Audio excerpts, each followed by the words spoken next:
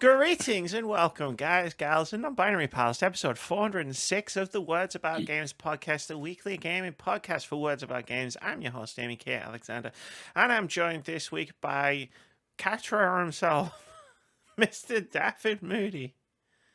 Wow. Never do that again. Howdly doodly do, ladies and gentlemen, and non-binary people, and all the amazing awful people out there as well. It's Friday. It's video game, the holiest of day. You know what that means. Fuck yes. Indeed. It's Friday means several things to me this year.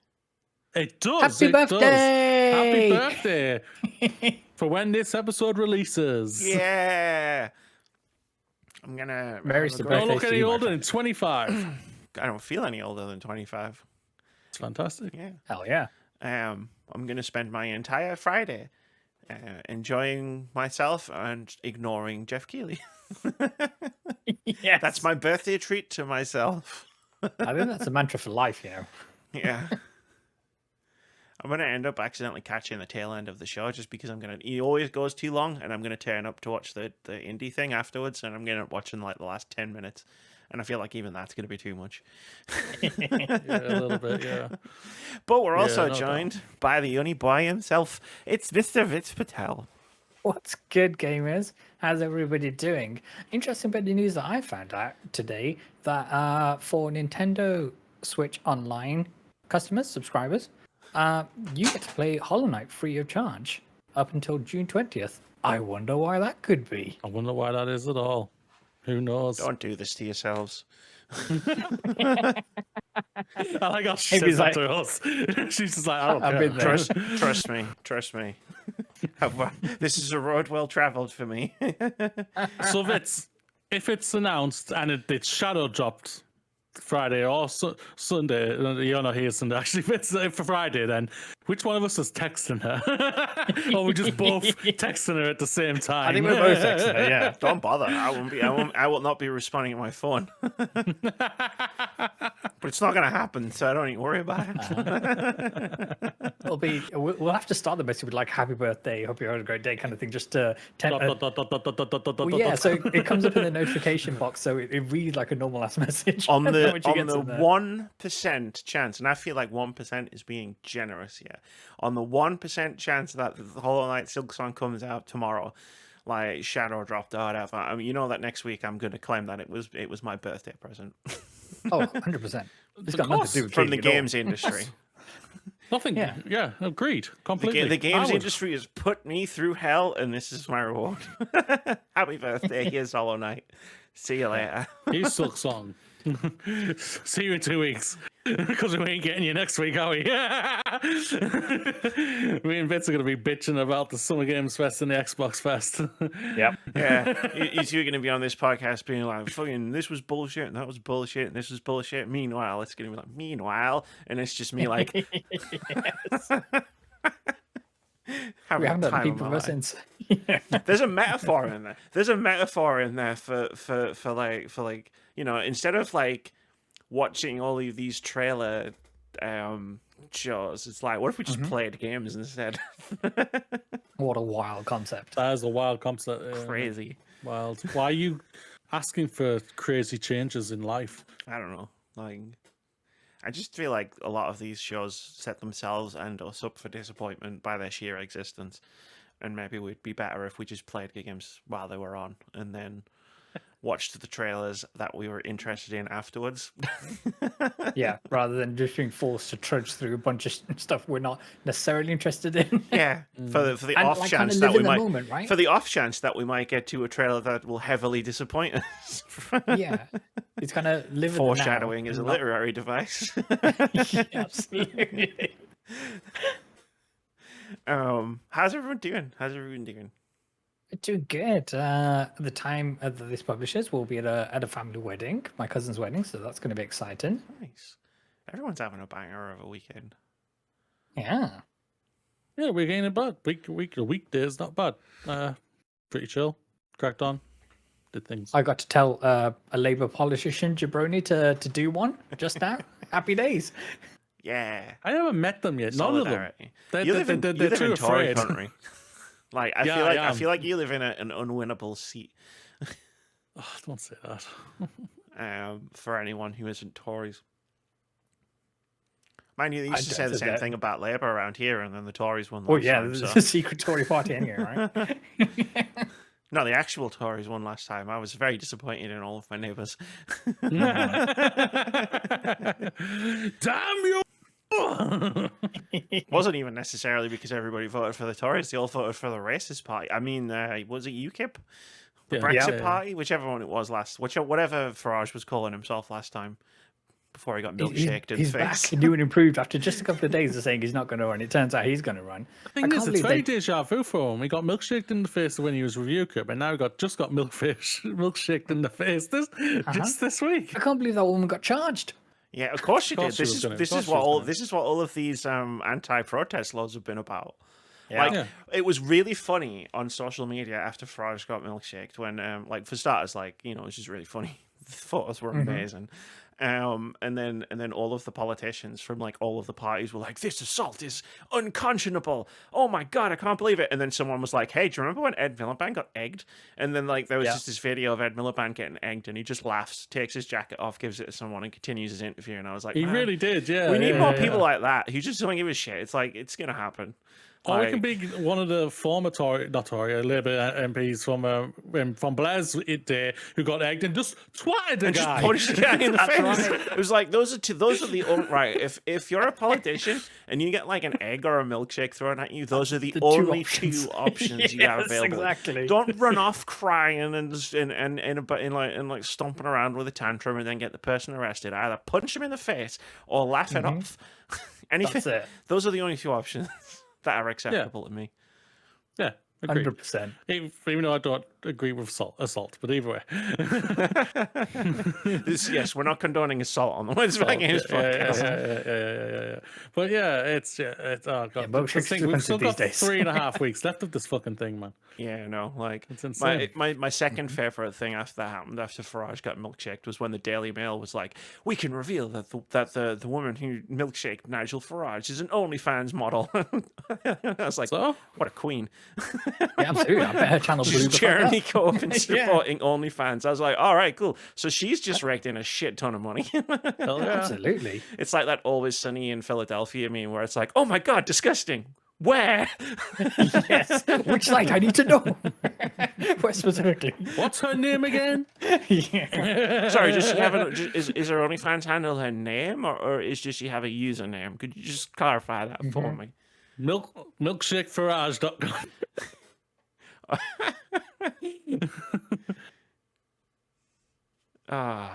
Sexy milkshake. Hey, milkshake brings all the boys to the yard, and people of all colours and increase. Sometimes, every now and again, it's a beautiful world that we live in. It really is. It really is.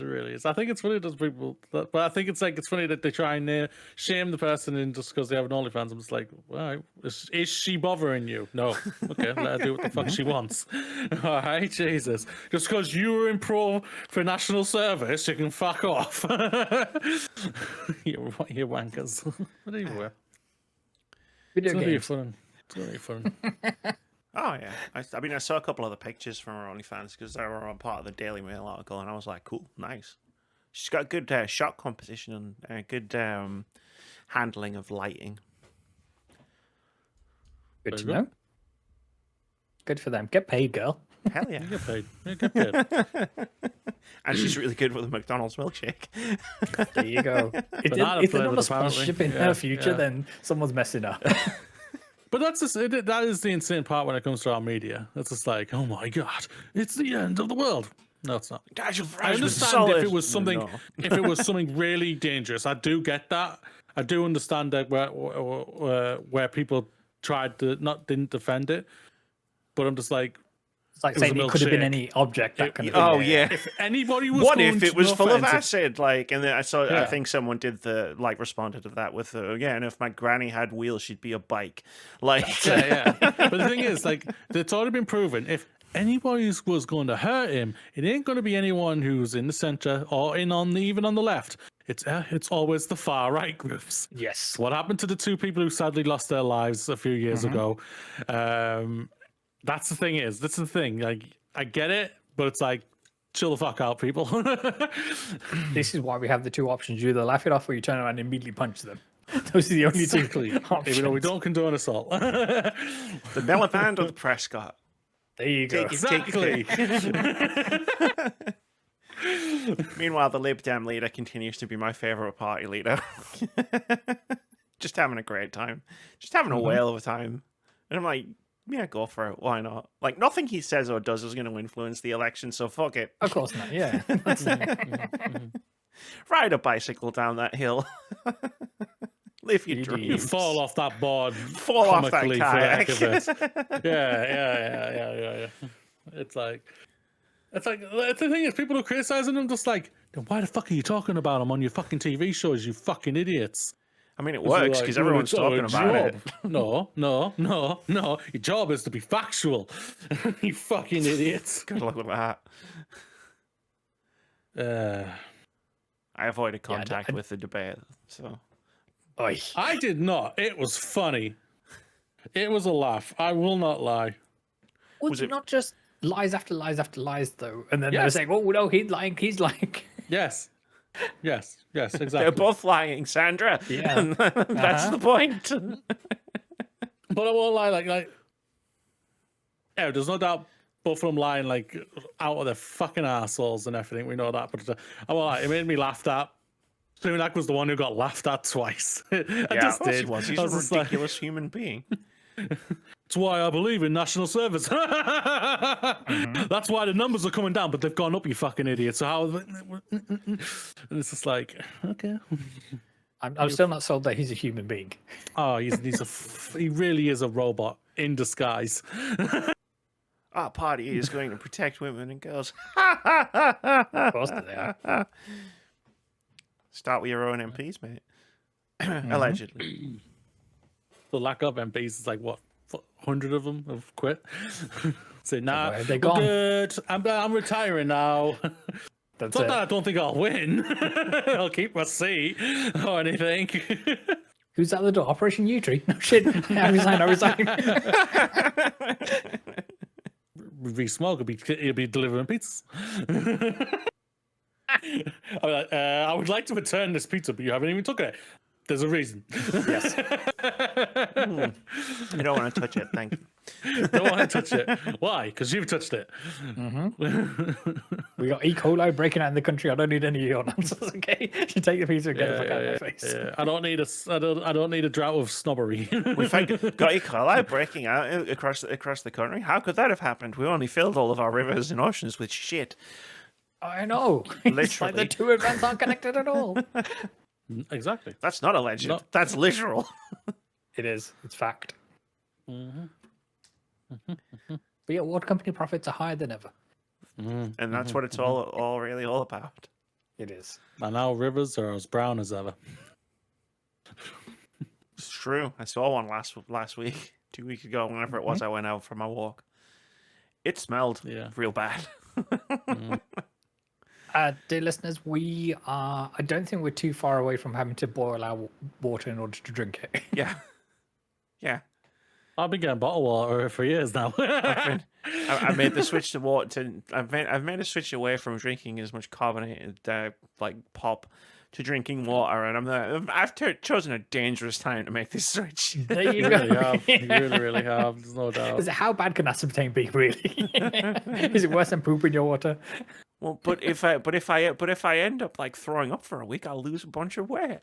There you go. So really, it swings and roundabouts. All right. I guess. Yeah, sure. Moody's just like, I don't know what's happening here. I don't know what to say here. It makes me feel uncomfortable. Yeah, something like that. Yeah. Oh, doubt, let's crack on with the show. A bit of housekeeping before we start. We are currently in the midst of raising a bunch of money for the charity Special Effect. We sure are. We've hit our £50 goal of Amy doing a Resident Evil ranked presentation. Big PowerPoint presentation with 100+ slides. We are currently aiming to get to another £50 to force Moody to play Halo Reach, an entry in his favorite game series of all time. Absolutely. Love it. I can't wait for Halo to be revealed again this Sunday. I Love it. But found this time it out. might actually come to PlayStation as well. Yeah. You get to hear more about it. Master Chief Collection coming to PlayStation. I can play it on a better controller. Hey. I had always assumed I was going to have to resubscribe to Game Pass to play the game when we hit this goal. No, you didn't. Because you need the multiplayer to play. You need the multiplayer subscription to play multiplayer. Imagine my surprise when I learned that you don't need to pay for multiplayer on PC on Xbox. And I was like, sign me the fuck up. I just bought the game. It's on sale. I was like, I'll just buy the fucking game. It's like £3 or £4, isn't it? I bought the Master Chief Collection for like $7.99, I think, on PC. Oh, that's even better, I guess. But yeah, no, I've already got it in the library, so yeah. I'm downloading that. I'm going to run through probably the first Halo just to get my skills somewhat sharp, so I'm not. Holding me back too much. I have so much inbuilt Halo like muscle memory. I know I don't need to do that. Like, it'll come back to me. Are you doing mouse and keyboard, or are you doing controller? I'm gonna do mouse and keyboard. I'm gonna try it on mouse and keyboard and see how it feels. That's how I played last time. I've just seen because I've just opened up PC Game Pass on my end. Octopath Traveler 1 and 2 have just been added. Cool, you should play them. They're a really good game. Well, actually, the second one's about. I can't speak for the first one. I've not played it, but the second one's amazing. I know. I remember you saying. Yeah, But over I've and got over 4 again. games I was the only installed person already. who was saying it. I feel like I was the only person that played it last year. You pretty much were. I mean, there's no In doubt the about it. world. Facts in the world. Yeehaw! That's an Octopath Traveler 2 reference. You'll get it when you play it. Number 2 on the piece of housekeeping. I'm running Vitz to remind me of this because he's got the best memory. We actually set a date for when we're doing the Resident Evil live stream. We did. We are doing that on the 29th of this month of June. So that is a Saturday, friends. Saturday, the 29th of June. Time to be confirmed. The live stream of Resident Evil, Amy's Resident Evil presentation will be a go. It's gonna be good times. What day did you say? The Saturday, 29th. the 29th of June. Then he's gonna say he's busy. After we agreed on the day, he's gonna say he's busy. Did I say it did? Did I agree to it? Yes. Mm-hmm. Last week. After the podcast. Do you have a different day in mind? I thought we were talking about D&D last week. We were talking about everything last week. Were we? Friends, This is awesome content, by the way. Yeah, friends, Moody was alluding to the final episode of the one shot that we've been playing on Roll Dice and Play Nice, the channel that you'll find over on twitch.tv/VitzPatel or on youtube.com/VitzPatel. That is recording this the next Saturday as we sit here now. But yeah, the stream for ranking Resident Evil was always going to be on the 29th. Yes. Huh. No, I shouldn't be busy. Good, I'm glad. And the last piece of housekeeping. This is a very bittersweet episode of the Words About Games podcast for me because this is the final episode of a very important member of the team. After 5 years of carrying this entire channel, this is the last episode of my Lenovo Chromebook. We'll be participating in. The old girl is being replaced. Died. No, she still works. She's very, very slow. She's showing her age. She's been carrying this channel for 5 years already. Hundreds of show notes, hundreds of thousands of words about games. A whole lot of words. And hundreds of videos that are definitely for research. Stop bothering me about it and stop looking at my search history. But she's finally being retired. She's getting the rest she deserves. She's being upgraded to a brand new model. And this is going to be her final episode before she finds a place of honor somewhere. I'll find somewhere for her. Absolutely. It's been a good run. I think she's been on the podcast longer than Moody. Probably, yeah. I haven't been here 5 years. That's now. It's been a good run.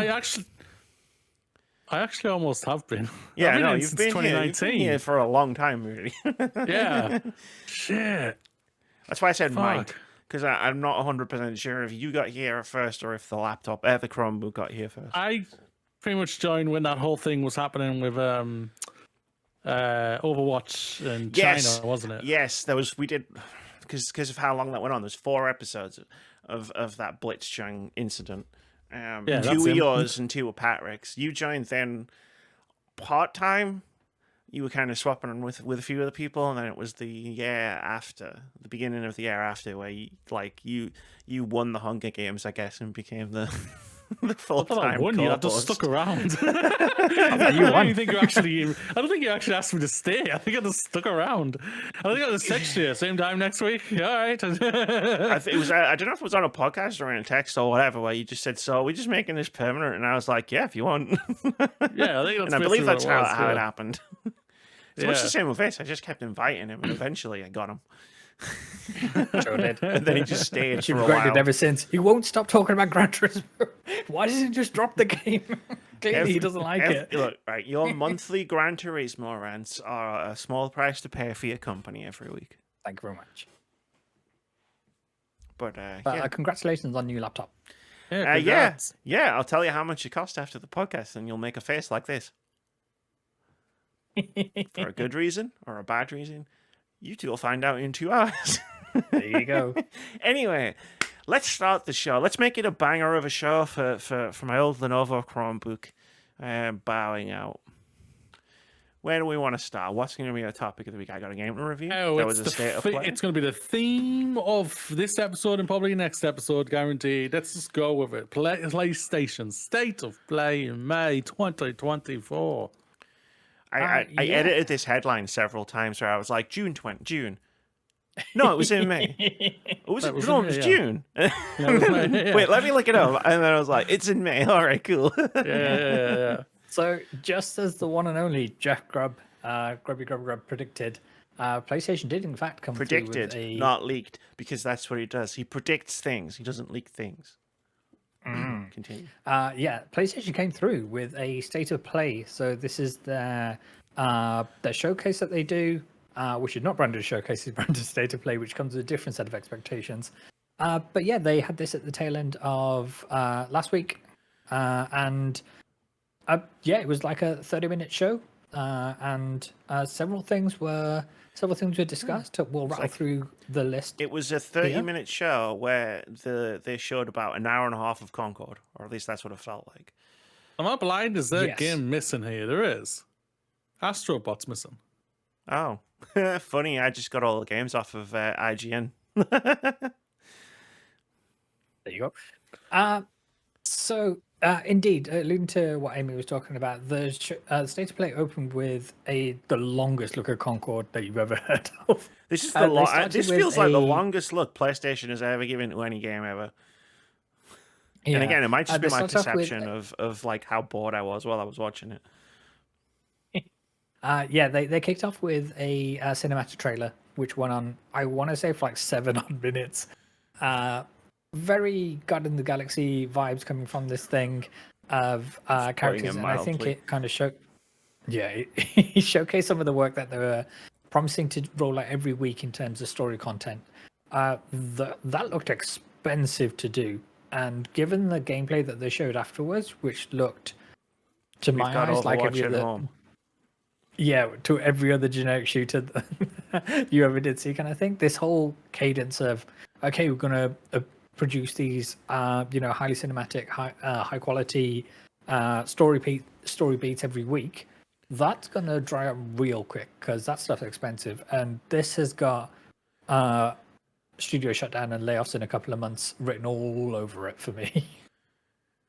It's kind of an uncomfortable sort of area to talk about, right? Because I looked at it and then obviously like looked at the response to it, because I'm aware that I'm not really the target audience for this game or Neither am I, yeah. or almost all of the games that were shown at the State of Play like last week, if I'm being completely honest. But the show itself was fine. Like, it's whatever. Yeah. Like, I don't think every show needs to be catered to me, and this one clearly wasn't. But that's fine. But yeah, the Concord thing was just like, wow, this is a live service that I feel like is just not going to last. Like the gameplay looked like uninspired Overwatch. The cinematics to me felt like Guardians of the Galaxy without the charm.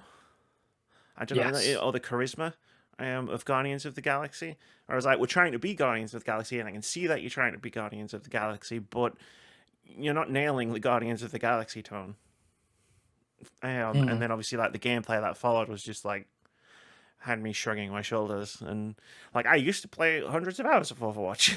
Like, if anybody anybody in this podcast was going to appreciate an Overwatch type game, it would be me. And I'm glad I saw like 4 of them at this state of play. Spoiler alert, I guess. And something that we're going to get onto. They probably did themselves a disservice by putting it also in the to putting Marvel Rivals in the same state of play. And it's kind of, okay, here's a hero shooter that here's the one you're actually with characters that you already know and love, you already have an attachment to, whether it be from movies or comics or wherever else kind of thing. And it's kind of, well, yeah, I'm going to play the one where the Spider-Man's in there, things like that. The one that Spider-Man's in, which, to be fair, I will say, like, having seen both gameplay reveals for Concord and Marvel Rivals, like, I definitely thought Concord looked more like a game I would play versus the Marvel Rivals. I think Marvel Rivals is going to be the game that everybody downloads because it's got Spider-Man in it and it's got like all the Marvel characters in it. But like, I don't know, man. Like, the fact that they went so hard on this and made it a third of their entire show, I don't think it helped the game at all. And it sounds really interesting. Like, the idea of like the weekly like cinematics sounds really interesting. But it's tied to a game that I just don't think enough people are going to care about to support it over the long term. Yeah, and I think we're hearing it. I might be wrong on this, so feel free to correct me. I think it's going to launch at around about $40 US. There is going to be a deluxe version at $60 US. It's not free to play. Yeah, it's not free to play. That's the other big takeaway from this. Oh no. Yes, indeed. So remember, friends, to hit that subscribe button on this podcast to hear about this game going the way of the dodo in a couple of months or so. It is a shame for it because obviously, like, a lot of people have worked their asses off to do this game and everything, 100%. and it's just a strategy. It is clearly the old guard strategy with obviously Jim Ryan and everything, who obviously was pushing this thing, and I think this is not going to be a strategy for PlayStation. They're obviously just trying to mitigate the damages as much as they can, and that's why they're just trying to like push it as best they can. They did, for me, I understand where people are saying, why did you show so much, like what you just said, Amy. I think for me, I think they felt like they needed to, because like nobody's really excited for their live service games or anything to what I'm seeing and everything. Like the consensus is like, why are you doing this? You already had partners with obviously your Fortnite, your Apex Legends, your Overwatch and everything like that. Is Overwatch on there? Yeah, I believe so. I might be wrong. Please correct me. And all the others that are doing gangbusters, you don't need to do it. Like we already know why they're obviously trying to do it, because if they just get one that nails, it's a lot of bloody money. There's no doubt about that.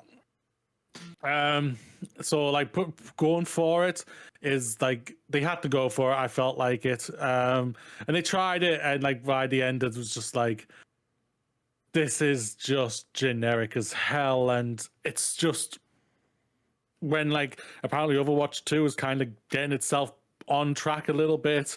Like it's got a stable number of players and whatnot, and like eventually it'll probably start moving the wheels a little bit more, maybe, who knows.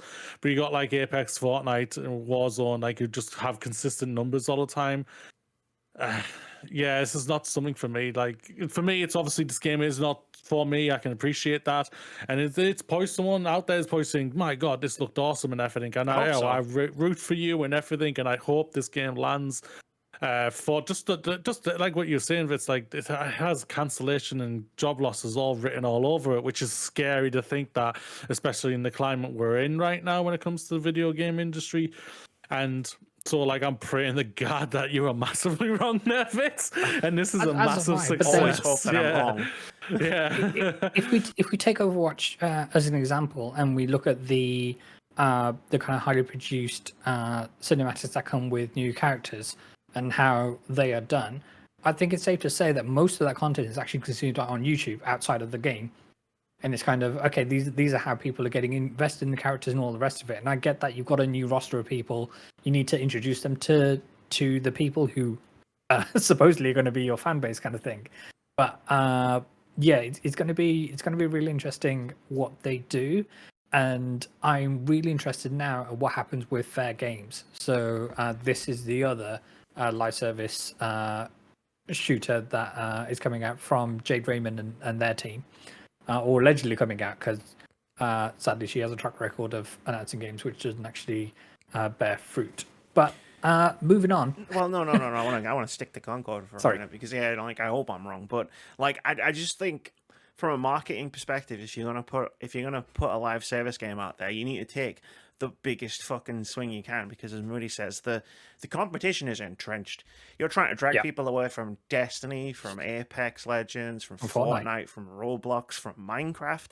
Like that's your audience that you're aiming at. It's a big audience, and I get that. So you could be tempted to think, oh yeah, like it'll be easy to siphon off some players like to come into our game, but man, like they love those games. Like I know Destiny fans, like personally in my life, and that's all they've done for the last few days. They've Destiny. It's like, and I feel like when Concord comes out, they might check it out, but I don't see why they would stick with it, just knowing what I know about that kind of player.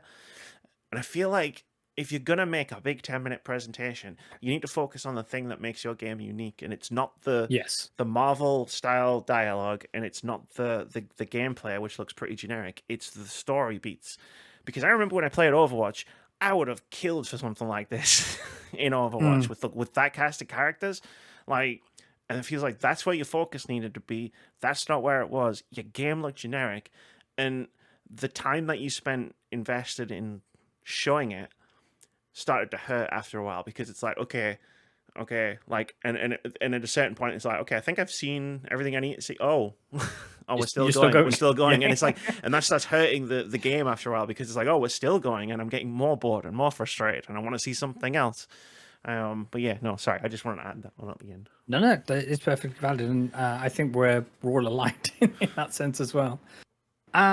So then they revealed that God of War Ragnarok is coming to PC. This includes the Valhalla expansion, where Kratos goes to therapy, and that's dropping on September 19th. Oh, one thing we didn't touch on, August 23rd for Concord. Yeah, so, PC we'll as well. How that does. Yes, that's what they've come out and said. Like their live services are going PC and console straight away. Yeah, day and date. Yeah, day and date. So hopefully, hopefully it picks up like Helldivers 2 did. So. But yeah, for me, obviously the jury's still out until we see the report of what the Steam numbers and PSN numbers are like. But yeah, God of War Ragnarok, I think it was an announcement that was expected. And I'm sure it's going to look beautiful and ultra wide with all the frames and all that jazz. And yeah, good for PC players to be able to experience one of the best stories out there. I hope they've nailed this port, because their last few ports haven't been that great. Yes. Like Last of Us 2, wasn't it? Or was it 1? I think it was both of them. Was absolutely garbage. I think, yeah. So it's like the only one I've really heard them say they've nailed was God of War, which was like 2 years ago, I think it was, when it was ported. Spider-Man was rough as well. I haven't heard too many great things about Ghost of Tsushima, but obviously that came with the baggage of the PSN requirements, and they were pretty blatant to put it up first and foremost when the trailer dropped that you'll need to create a PSN account in order to play this game. Yeah, they really need to sort that. Yes, because I don't think they resolved the issue where. No, but then how will 170 plus? But then next countries. year, how will they have all the big numbers jumps on PSN account, new PSN account? How will you achieve info growth exactly? By sacking people. Yeah.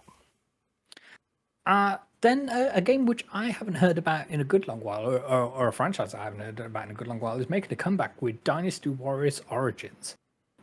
This had a really lengthy trailer as well before people actually twigged that, holy shit, it's Dynasty Warriors, and it's back. But is this a game that tickles any of your fancies?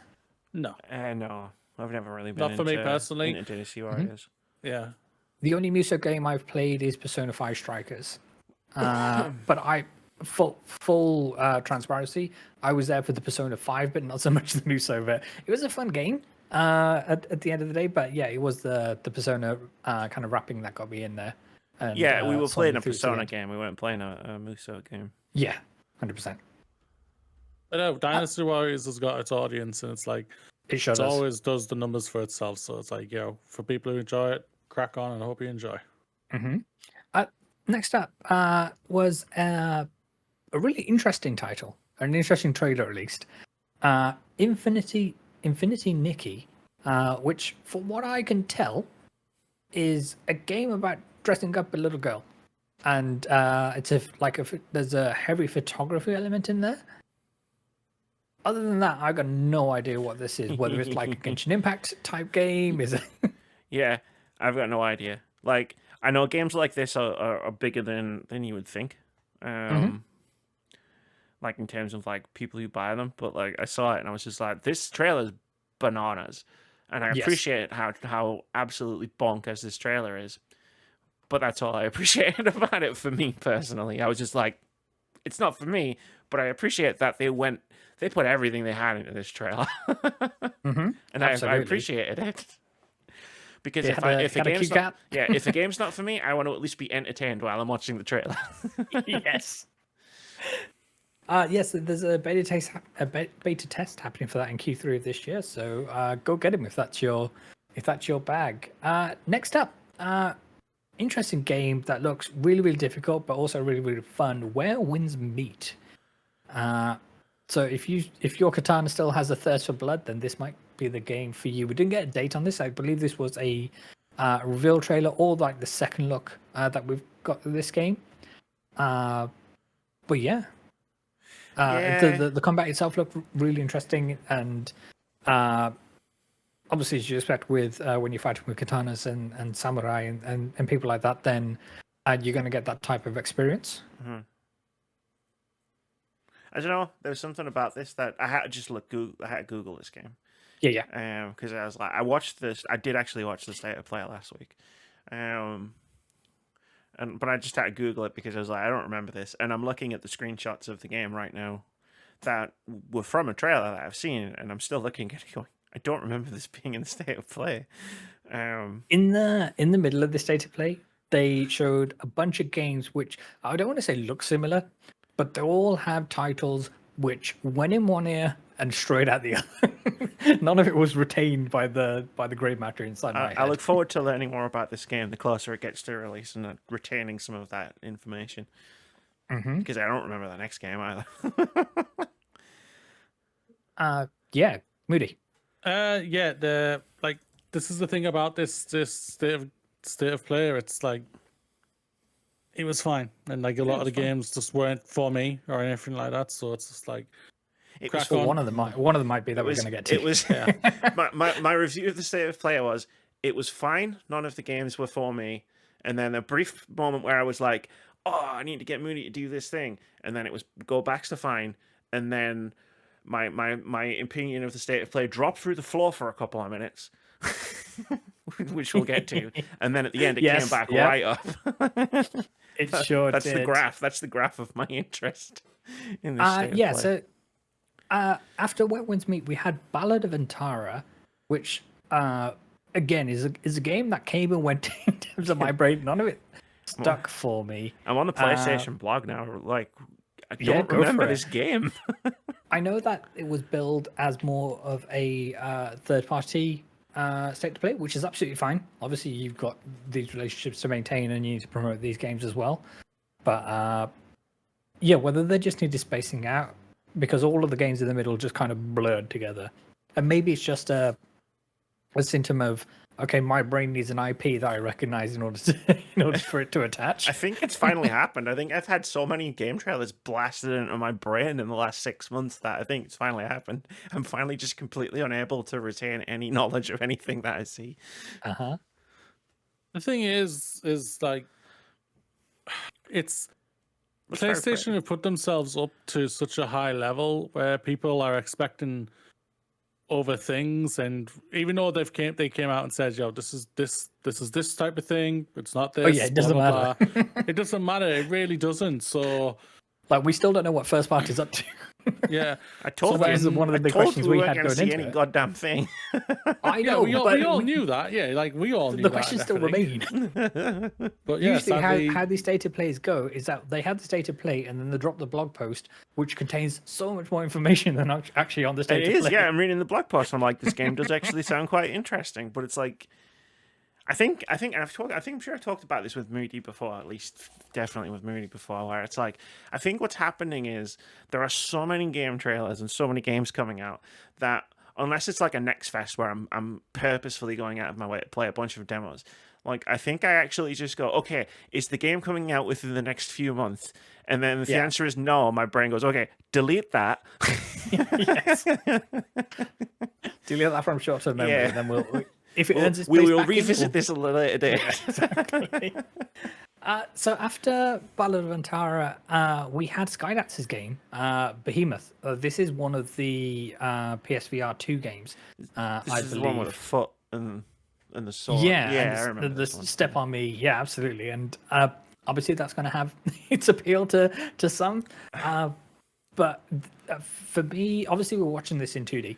And what we hear about VR games is that you need to be in VR in order to appreciate its majesty and all the rest of it. You do. This game looks like every other VR game that I've got, when you've got the disembodied hands and you're throwing shit and blocking things with all the rest of it. It was cool how the character sliced a guy's face right off down the half like a Mortal Kombat fatality. Yeah. But that was the only thing that stuck. Why did we decide to, as an industry, decide to make every other VR game a fantasy RPG? I don't get it. Like the last State of Play was it had one of these as well, didn't it? Where It was had two back to back. It had two VR games, and they were like fantasy RPGs, and it's just like we have other genres, you know. Mm-hmm. Give me a gun.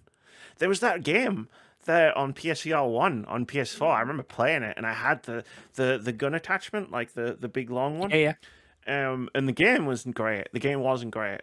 I reviewed it. I think I was with Moody. I was with someone, and I reviewed the game, and I said the game was not great. If it was a normal game, I would have been like, Yeah. it's not great. But with that gun attachment in VR, I was like, this experience blew my fucking mind. I fucking loved it. Yes. Like, give me more guns. That's what I guess what I'm saying. I guess I've turned into a Republican. How have we not got a time crisis in VR yet? Exactly. that That is a great is, question. that is a great question. Actually, it really is. But But yeah, speaking of anyone- guns, yeah, Guns. you may These need guns. some. Absolutely, you may need some because this holiday, there's a xenomorph. the xenomorphs are rogue back. Truly, incursion. not only in VR but in the cinema in August. Fuck yeah! Did you see that trailer? Oh my god, that was fucking awesome. Moody, you Alien can't do it. No, Romulus, you know. high If you five to complain, Sky. if you complain about Geoff Keighley doing this in his shows, you can't do this when we're talking about our shows. Dropping I can't. fucking movie No, trailers but in Alien here. Rogue Incursion, yeah. Yeah, I'm telling you this right now. I'm not touching this. It was my one and only reaction in our group chat to this entire State of Play was me just texting, going, "So we're getting Moody in What this if on we a put it stream, on the right?" thermometer? What if we put it on as a stretch milestone? Yeah, the next because No. like the next one, yeah. I'll do it. Fuck it. I'll do it. I'll go There to you it. go. I'll go to your house, Moody, and we'll set it all up, and I'll fucking do it. I've done it I've before. got a VR headset. Yeah, as no, long that's as what it I'm works saying. on PC, it'll be That's fine. what I'm saying. I'm going to your house. Like, Yeah. if it's coming out on PC, fuck it. I'll do it. I've tussled with a xenomorph in VR before. And you I'll lost. do it again. Of course I lost. It's a xenomorph. Exactly. What do you? Yeah, but this time you do have a pulse rifle. But it's really weird. I was watching the trailer. I just watched the trailer there and I was thinking, okay, yeah. So you got a pulse rifle and everything like that. That is not the motion tracker from Aliens. That's the motion tracker from fucking Alien and what they used in. Stop biting Damn, me. we're getting deep nerd law here. Rudy's got an incursion of his own. Well, actually, that is an Alien. Obviously the fucking hell. I don't know, From man. Creative Assembly, the one where you did VR in. Yeah, Alien Isolation. Oh, Alien Isolation. Alien Isolation. Thank you. My brain was forgetting Isolation there. But no, yeah, it's that. But yeah, the motion sensor is not the We should motion have said sensor in Colonial that Marines game. and just see what he said. And I'm just like, that's just Just so let wrong him in so go. many ways. It's like, these do it right, people. Damn. So this is a Alright. no good. It's no good for Moody. It's got No the wrong bueno, motion tracker. No absolutely. bueno. Then we had the hero shooter that probably most people were looking forward to, Marvel Rivals, and they showed some bits of gameplay here about some of the destructible environments and some of the heroes that people didn't get to play in the closed beta that they recently ran. So I think they showed characters like Venom running around and doing their thing. And yeah, I think they ended with a teaser of Galactus in a form I've never seen them in before, so it might be new for the game or it might be in the comics that they've just built through. Whiny bitches online, I bet they were complaining like fuck. The comics have been running for like 100 Oh yeah, I'm sure they years. were complaining, all these weirdos online. Like, yeah, so Galactus was introducing a character that looked like Black Panther. It might be T'Chaka rather than Prince T'Challa, or King T'Challa as it were, kind of thing. So we'll see. But yeah, if you want Marvel with some Overwatch on it, then Marvel Rivals is the one for you. I don't even want Overwatch with Overwatch on it these days. But yeah, they showed some of the team up moves and things like that. So Rocket Raccoon and the Punisher doing their thing and stuff like that. But yeah, from what I hear of the people who had some hands-on time with it, the disruptive environments. These are the people who signed an NDA saying they weren't allowed to be negative about the game. Absolutely. Okay, cool. Just throwing that bit out there. Absolutely, yeah, with the caveat. Yeah. Yeah, they were saying the destructible environments were cool in itself, but they reset far too quickly. So it didn't really have any object permanence. But the worlds themselves are really cool because the whole thing is about incursions. Speaking of incursions, how each arena is two Marvel worlds or properties merged together. So I think that is probably most interesting to me. I'm never going to play this game, but just to see the kind of, to quote a Big Hero 6 line, the San Francisco of it all in terms of the mashing of two worlds and seeing what that's like. It is. It really is. But yeah. Then Until Dawn. Again. It wasn't classed as a remake. It wasn't classed as a remaster. It was just called Until Dawn again, and this is getting a re-release and coming fall 2024. So we don't have an exact date on this. But yeah, the game, which was much reviled for all the teeth, is still very teethy. these people got them teeth. But yeah, if you want to be if they're smart, in a camp, they release this in Halloween. If they're smart. Are they smart? So it's PlayStation we're talking about here.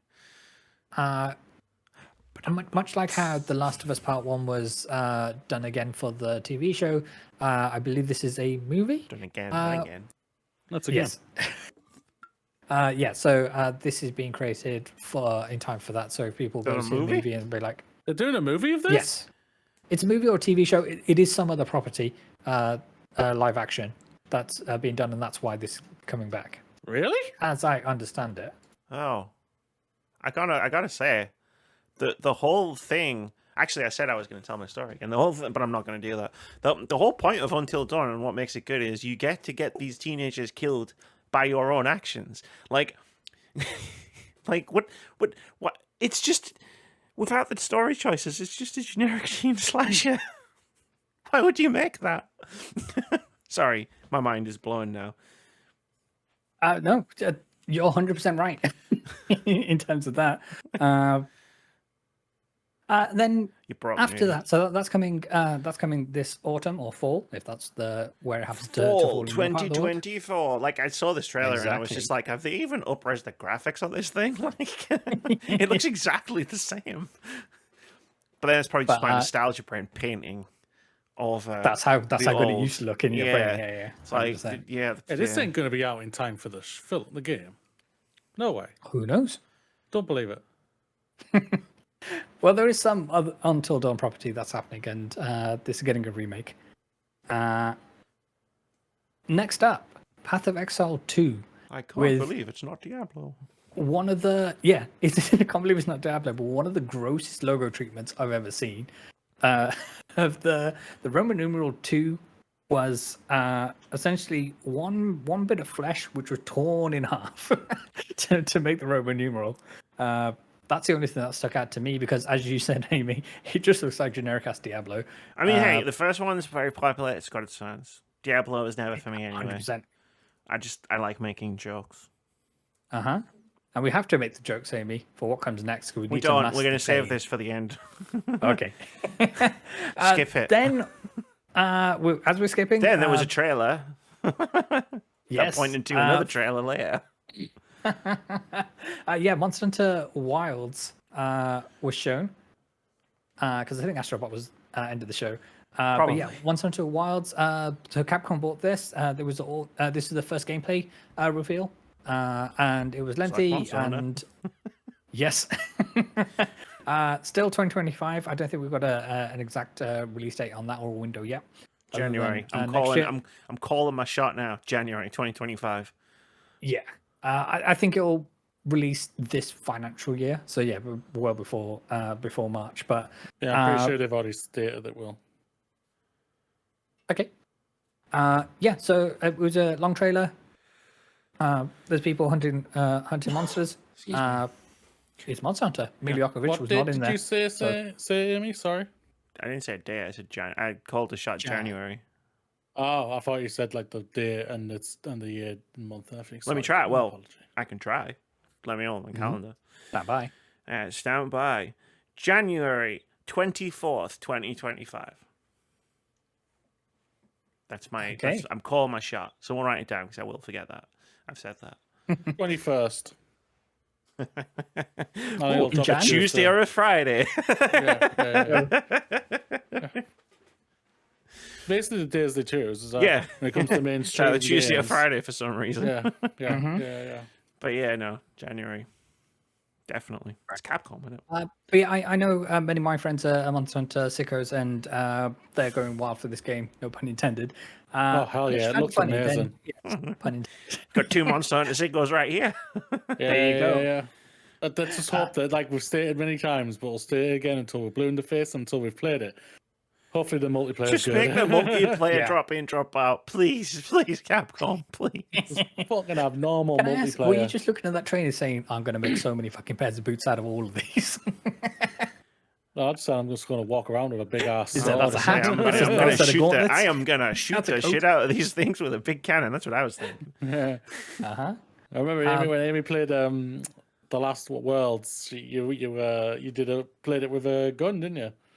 Both of I played Rise with a gun and I played Worlds with a gun. Yeah. It's the one. It's the style, the gameplay style that just speaks to me. Speaks to you, yeah. Mm-hmm. And me just running in and getting killed while hitting with his line. Especially when you unlock. I unlocked that gameplay move. style. Yeah. Did you, in that trailer, did you see any of the iconic monsters? Were there, is it Rathalos? Am I pronouncing that right? Were they knocking around? I've got to I wouldn't admit, be able to tell you. I wouldn't be able to I've tell got you to for me. admit, Vitz, being as what happened just before this trailer, I wasn't paying 100% attention to it. That's fair. What happened before? Gee, I wonder. I headbutted my monitor. That's why. Oh, you That's why I couldn't see anything.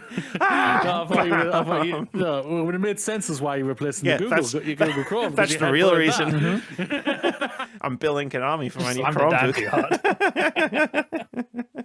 hard. And to finish off the show, we had a little cutie by the name of Astrobot, who's come back in a brand new title called Astrobot. This is a pseudo reboot of the series, and Astrobot's out here. A reboot of the 2-game series. Yes, absolutely. And it looks amazing to my eye, at least. It's got a really cute Fennec Fox as a robot, and we saw many cameos from PlayStation heroes and icons of the past. And it's been said that these cameos are going to play much more of a pivotal role this time. So not just as background dressing, but we'll see what that plays out like. So I like them as in the trailer. dressing. Me too, but yeah, in the trailer itself, we saw an Astrobot version of Nathan Drake leaving behind a rock and shooting some people, and yeah, we'll see plenty more of that. But it's going to be I can't wait to be dressed as Nathan Drake and climb a wall by holding the stick forward and doing nothing else. Yeah, so it's going to be, I think, over 80 levels across 6 universes. I might have that swap round in terms of might be 6 universes, or 8 universes, 6 levels. But yeah, it's going to be a full-length experience. I don't think there's been any word on pricing yet. but we have a date of September 6th. $70. They put it. They're going to put it at $70. We know this. Astrobot PS5 version is the best-selling game on PS5. Sure is. It's the biggest franchise they've got. And that game sold it for 500 quid. So yeah, I guess it's 70 quid. It's cheaper now. Eh? 70 quid's a bargain. It's a fucking bargain. You spent 500 quid to play the last one. Is this something that you're gonna see yourselves playing through? Fuck yeah, I loved Astrobot on the Hell PS5. yes. Like I didn't touch play the it. other one because of the VR, because it was a VR and I didn't have the headset Yeah. by then. But I like, tried it, but it gave me the bubble guts, and I was like, no, thank you. but yeah, no, like the last one was great, so I'm definitely gonna play this one. Like you played it when obviously it came out when you got the PS5 because you got PS5 before me. Day one. So like when I finally got mine, I completely forgot about Astrobot, so it's probably in my console. I I've mean, never it's on touched it. it. But you can just It's still download it. there. Yeah. I know, and it's just but no. I'll probably give this a try. Why the hell not? I always try and give something a try, and if it works for me, it works for me. If it doesn't, it doesn't. I mean, for your specific use case, I would say try the Astrobot Playroom, and just see how that feels in terms of the game feel, how it feels in your hand, and how it. You'll have a whole new sense of appreciation for the controller. Yeah. I remember you saying that. You said like when we were doing our game of the year. Game of the year is this controller. Game of the year it was this controller. Yeah, and it was one of the It's like Astrobot is the reason. Astrobot like made full like use of Best that use case controller, of the DualSense to date, and then 100%. nobody else used it. Yeah. It's like, oh, you can feel the thing. You could feel the tension on the crossbow if you pull the thing, and it's like I don't get it. Like Deathloop, it's like, oh, when you're out of ammo, your trigger will lock, and it's like, all right, cool. Can you do anything more interesting with it than that? The thing is, people do use it. It's just the first parties that use it. When it comes to the rest, they don't care. Well, they can't. Yeah. They have to make the game for another platform that doesn't have the haptic feedback. To be fair, Final Fantasy VII Rebirth used the haptic triggers when using the gym minigame when you're doing the sit-up challenge. Yeah, I hate that sit-up challenge. Like it's like me too. Used it for 2 minutes in an 8-hour game. It's like, great, thanks. Yeah. I'm really glad that this technology it made it a lot more exists. difficult than it needs to be. But yeah, Astrobot looks wonderful. Highly recommend if you haven't had a chance to check it out, then do so. And it's the Astrobot Playroom was a wonderful trip down memory lane when it comes to all things PlayStation and finding all the puzzle pieces and collect all the building up the murals. PlayStation stuff. Yeah, and you got around and kind of jump on all the kind of the museum pieces and you jump on the PlayStation one and it flips the lid open and the two little Astro pals go flying off. It was great. I wish my night ended there, Vitz. Oh no! I would have been much happier if my night had ended there, and there wasn't a whole Silent Hill fucking 2 presentation thing. I didn't literally headbutt my monitor. That was a joke. Mm-hmm. I felt like it though. Like Danny O'Dwyer made a tweet that I shared with you that just accurately summed up my feelings. I'm just gonna read it. I've barely played the Silent Hill franchise. I've played a lot of the Silent Hill franchise. But it seems like the entire fan base is stuck wandering their own version of Silent Hill where they're attacked by trailers for new Silent Hill games they don't want to play. Danny, because I know you're listening, that you are 100% correct. I keep seeing trailers for this game and I keep just being like, I don't want this. Please stop. Yep. Stop making me see these. Yeah, Silent Hill 2 remake, like, just badly looks like the developer of the game missed the entire point of Silent Hill 2. Yeah. And, like, it's fine. I'm not, like, I am going to play it. I was talking to Moody, like, I've got to play it. It's kind of like him with a Pokemon or an Alien thing. It's like, I'm going to play it. I'm going to hate it. Like, but then I've always got the original to go back to.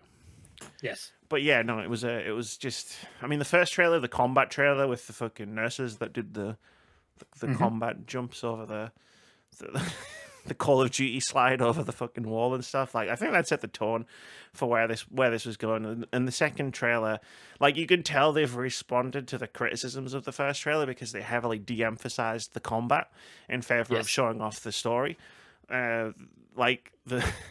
And I mean, no disrespect to the voice actors who were showcased in this trailer, because like I'm sure they're doing what they've been directed to do. But like the dialogue is word for word from the original game, from what I heard. Which, number one, why? Like, why would you do that? You're remaking the game. But like, number two, like the delivery was just so flat, like throughout the entire thing. The one thing I will give the game is the atmosphere looks really good. Like they've really done a great job like recreating Silent Hill. Like when I'm looking at like James wandering through the fog, and stuff like that, I'm just like, yeah, this looks great. But like Silent Hill 2 was never about how it looked. Yes. Yeah. It's about the story and the themes, and Bloober Team do not have the benefit of the doubt from me based on their previous games about how they're going to handle those themes. And again, it just looks like they've missed the point of Silent Hill 2 completely from what I've seen of what they've shown me so far. And I can only react to what they've shown me so far.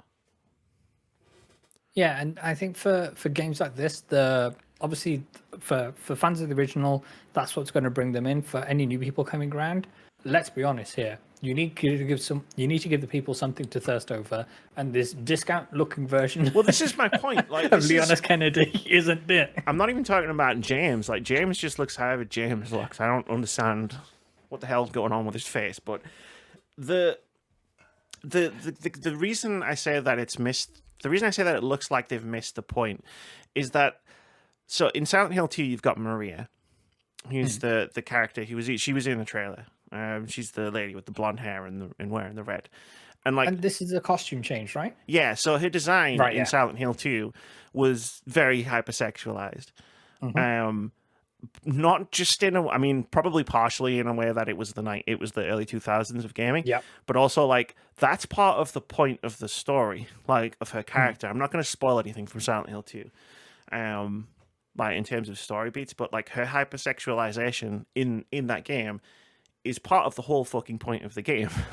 And Bloober Team have desexualized her character, which is why I look at the trailer that they're showing me and go, oh, you've missed the entire point of Silent Hill 2. Like, why did you do this? Why did you desexualize this how is that story arc for that character going to pay off when you remove the element that make right? Okay, You've like it's a case of like, yeah, you've missed the point of this character's design. So if you've missed the point of that, what else have you missed the point of? Yes. 100%. Because there are some dark themes in this game, which Bloober Team have not handled well in their past games, and it doesn't look like they have the understanding to handle them well in this game. And that's my soapbox. Silent Hill 2 ruined my life last Thursday moment. Thank you for coming to my TED Talk. Very welcome, Moody. So I don't have the affinity to this game compared to Amy or anything like that. It's not my Dino Crisis type like thing. Yeah, what's that? Yeah, just to your point. Final Fantasy 9, yeah. It's like if I was going in blind to this, obviously I wouldn't see this as a red flag. I would just be like, oh, it's a character in a video game, and it would be the part where it didn't make sense when I played the game. It's just that because I have that prior knowledge, it's like I can already see it as a red flag. Sorry. Yeah. The red flag for me is the studio itself. There's no doubt about it. Like the game they did what was exclusive to Xbox. I can't remember what it was. Medium. The medium, yeah. That's it. Thank you. The tedium, yeah. Absolutely. I don't think it was as bad as what everyone called it out to be personally, because I was the one out of me and Amy who played it. But like, it was very much set in the olden days of like the 90s type style of gameplay. And and you could see it was very dated for that.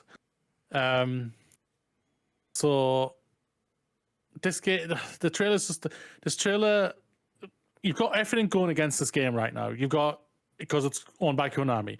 You've got, because it's got behind this developer right now, and everything we're seeing right now is just not making us go, yes, this is what we want to see type of thing. Like when we saw when Resident Evil was remade and everything, Resident 2 was remade and whatnot, like those were great trailers that just made me go, fuck yes, get us in this game right now, type of thing. And we're not getting that for this, which is a massive shame for a game franchise like what that guy tweeted out what you were talking about from NoClip said like you just want a good game and you're getting games, shooting games that you just don't want right now. Konami going Konami.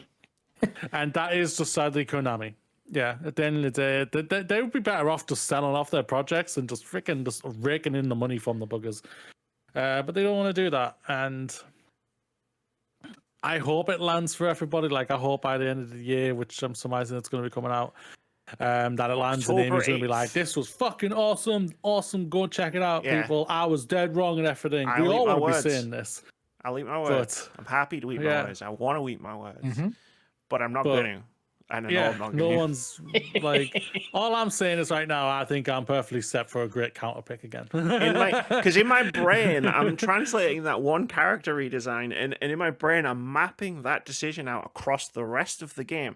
I've played Silent Hill 2 like 15 fucking times. I know everything that's in that game, like, and I'm mapping it out on the rest of the game, and I'm just going, oh god, no, because like you say, I didn't play the medium. You're absolutely right. Your review, when we were podcasting about it, just didn't make me go, oh, I'm not going to touch this then. But like, I saw someone talk about the ending of the game, and I was like, nah, that cannot be what happens at the end of the game. Watched it on YouTube, and had that the reaction I did before. I was like, I was like, what? Yeah. And I hold my hand up on this. I didn't pick up on that when I first played it. I was just like, oh, is this game over yet? Type of thing.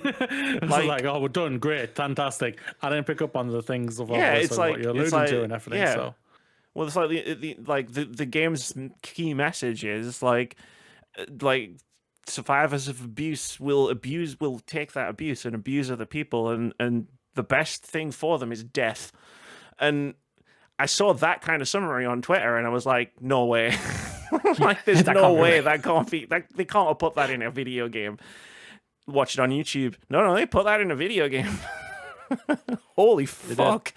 They did. Oh, they're making Silent Hill 2? Oh no. Keep away.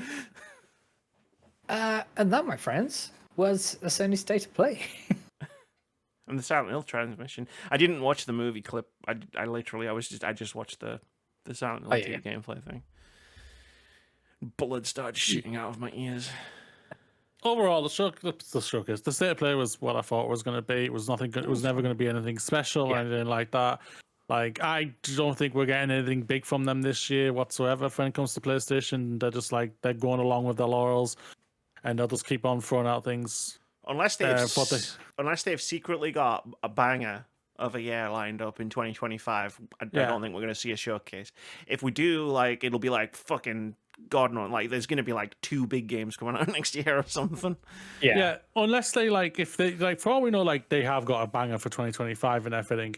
But like for me, it's like for all we know, it's like they're like, we're going to do PSX again. We're bringing that back. I would love that. Like, yeah, and do that at the end of the year. Like they could do that, and that'd be fantastic. Everybody would want that. Everyone loved those shows when they were out and everything. Like everyone was like, "Why are you canceling these? Fuck off, getting out of the way, Geoff Keighley. Who gives a fuck about him?" Type of thing. We will watch you, type of thing. And the thing I miss most about E3 is the bit after the actual E3 part, where it was like you had GameSpot, you had Twitch, you had IGN, and you had the PlayStation channel, and they just had these like 6-hour schedules where it was like every 20 minutes a new developer would come and sit on the stage and talk about their game and show off some gameplay or something, or a trailer or something like. And I was like, that to me was the best part of E3. I fucking loved that shit. I would go through all the schedules and I would make my own little schedule. It's like, right, I'm going to be on GameSpot for this bit, and I'm going to switch to Twitch, and then I'm going to switch to IGN, and I was just like, I fucking loved it. And they don't do that anymore, and it sucks. It's no doubt about, like, we're no longer in the renaissance of when E3 was at. So it is a shame. I think the next time we hear from PlayStation is when they do their blog post to reveal the PlayStation 5 Pro and how it's coming out in holiday this year. Or if they just forget they forget to hit publish on the blog post, they just launch the PS5 Pro. just walking down What's that? It's just on store shelves. That looks a bit different. It's a new colorway. Holy shit, it's a Pro. Wait, it says Pro next to it. Yeah. Now it says $700? And Why have no I heard free that extra number with it? before? Yeah. I feel like I'm having PTSD And good Rog is like flashbacks. smiling somewhere. Yeah, I also wanted to throw out. This is just speculation on me. I think Astro's the first Pro title, and I think the Pro's not going to be far from it, if not launches with it. So I'm thinking the Pro might come out in December. Not December, 6th. September. Damn, Yeah. it's not very far away. Yeah.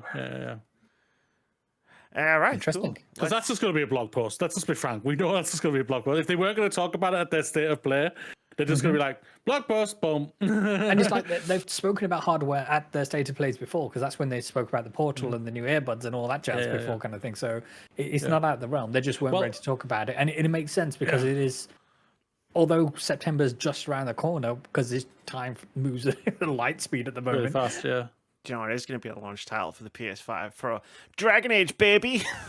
Oh, yeah. Hell fucking yeah! With a new But name. also, I know. But no, quickly, so I quickly researched it before we came on for doing to record.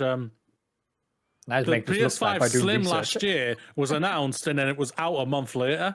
So they're literally happy to wait until the month before and then do that. So for push comes to shove, they could wait until all the way to Gamescom if they wanted to. Pop just quiz. do something then. Pop quiz. I'm going to pop quiz you because I remember watching the PS4 Pro live stream thing. Do you remember what the key game, the key third party game at the PS4 Pro reveal was? Yeah, because I do. It's burned into my memory forever. I'll say this: it was a third party game. Was it Call of Duty? It was not. It Nice. was a third party game from a beloved franchise. Moody, your guess. It did not launch with the PS4 Pro. Borderlands. It was not Borderlands. It was a key franchise. It was a beloved franchise. But the entry in the franchise was not beloved. When it came out, it was ridiculed for, among other things, its facial animations. Assassin's Creed. It was Mass Effect Andromeda. Mass Effect Andromeda. Yeah, yes. That's when the first That was when we first saw it. Yeah, it's the first gameplay of it. Yeah. Fuck. Oh, schmeg, yeah. Fun little fact for you. It was a time when Mass Effect was like a dominant franchise in gaming. Yeah. Speaking of BioWare, yeah. Speaking of BioWare, I know you've just kind of just mentioned it there, but do you want to talk about the rumors of the game, not the rumors, that the name of Dragon Age has changed? The Veil something? After the halftime break. Because it's time for a halftime break. We're going to do a quick little indie game of the week. This is the thing we do every week where we talk about a cool looking upcoming indie game. There's a little bit more housekeeping. Next week, Indie Game of the Week's probably going to be a little bit different because there's a Steam Next Fest, and Amy's going to play a bunch of Steam Next Fest demos and probably talk about all of them for this section of the podcast. Just throwing that out there. If you like indie games, in the link wherever you're choosing to get in the description wherever you're choosing to listen to this podcast, there's a link to our Steam curator page for Indie Game of the Week specifically. You can see all of our past indie games of the week and all of our future indie games of the week. As we add them, go check that out. Wishlist some games. Number 100? Buy some games. I don't know. I've lost count. It might not be. I haven't added a couple. I'm getting called. I'm getting called out here for forgetting to add a couple of the last two games into Indie Game of the Week. I'm not calling you out. Leave me alone. It's entirely my fault. But shut up. This week's Indie Game of the Week. Yeah, go and follow that curation page. Go and check out the indie games that are on it. A lot of them are actually out now. We've been doing this for a while. But this week's Indie Game of the Week is called Tiny Bookshop. And the description goes like this. Leave everything behind and open a tiny bookshop by the sea in this cozy narrative management game.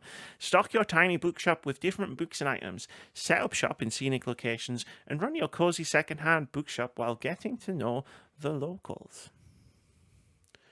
Awesome. Now this is an Amy Ass Amy game. This is what Amy. this is so much an Amy Ass Amy game. This is what Amy wishes she could do in real life. Even the town name's cute. Buxtonbury. Buxtonbury, yeah. I just want to jump in a caravan, drive to the coast, and just set up a tiny bookshop. Like that's my life goal. But I'll settle for doing it. Isn't that the story of Lake? Oh no, you were. No, postman. you were a postman. Yeah. That's my backup plan. Same developer? No. It screams like the same developer. That's my Postman. Lake is my backup plan.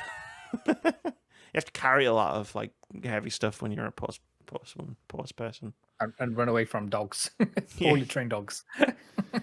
But yeah, tiny bookshop. Great game. Looks like a great game. Very excited. Add it to your wish list now, friends. The link to the Steam store page is in the description. But if you want to click the curator page, I promise it'll be on the page. I'm gonna On catch the up. YouTube channel links. I'm gonna catch up on the YouTube channel links, wherever you get this podcast. There's links in the descriptions. With that being said, shall we do a little halftime? A little bit of a break Let's do it. as a treat. A treat for us. Treat Right for on us. that. We get treats. We're allowed treats. Look, right? It's my birthday. I can do whatever I want. Let's have a halftime break. This is true. See you in a bit. See you in a bit. Peace. One pause. So, did somebody want to talk about Dragon Age? I hate Dragon Age is the thing.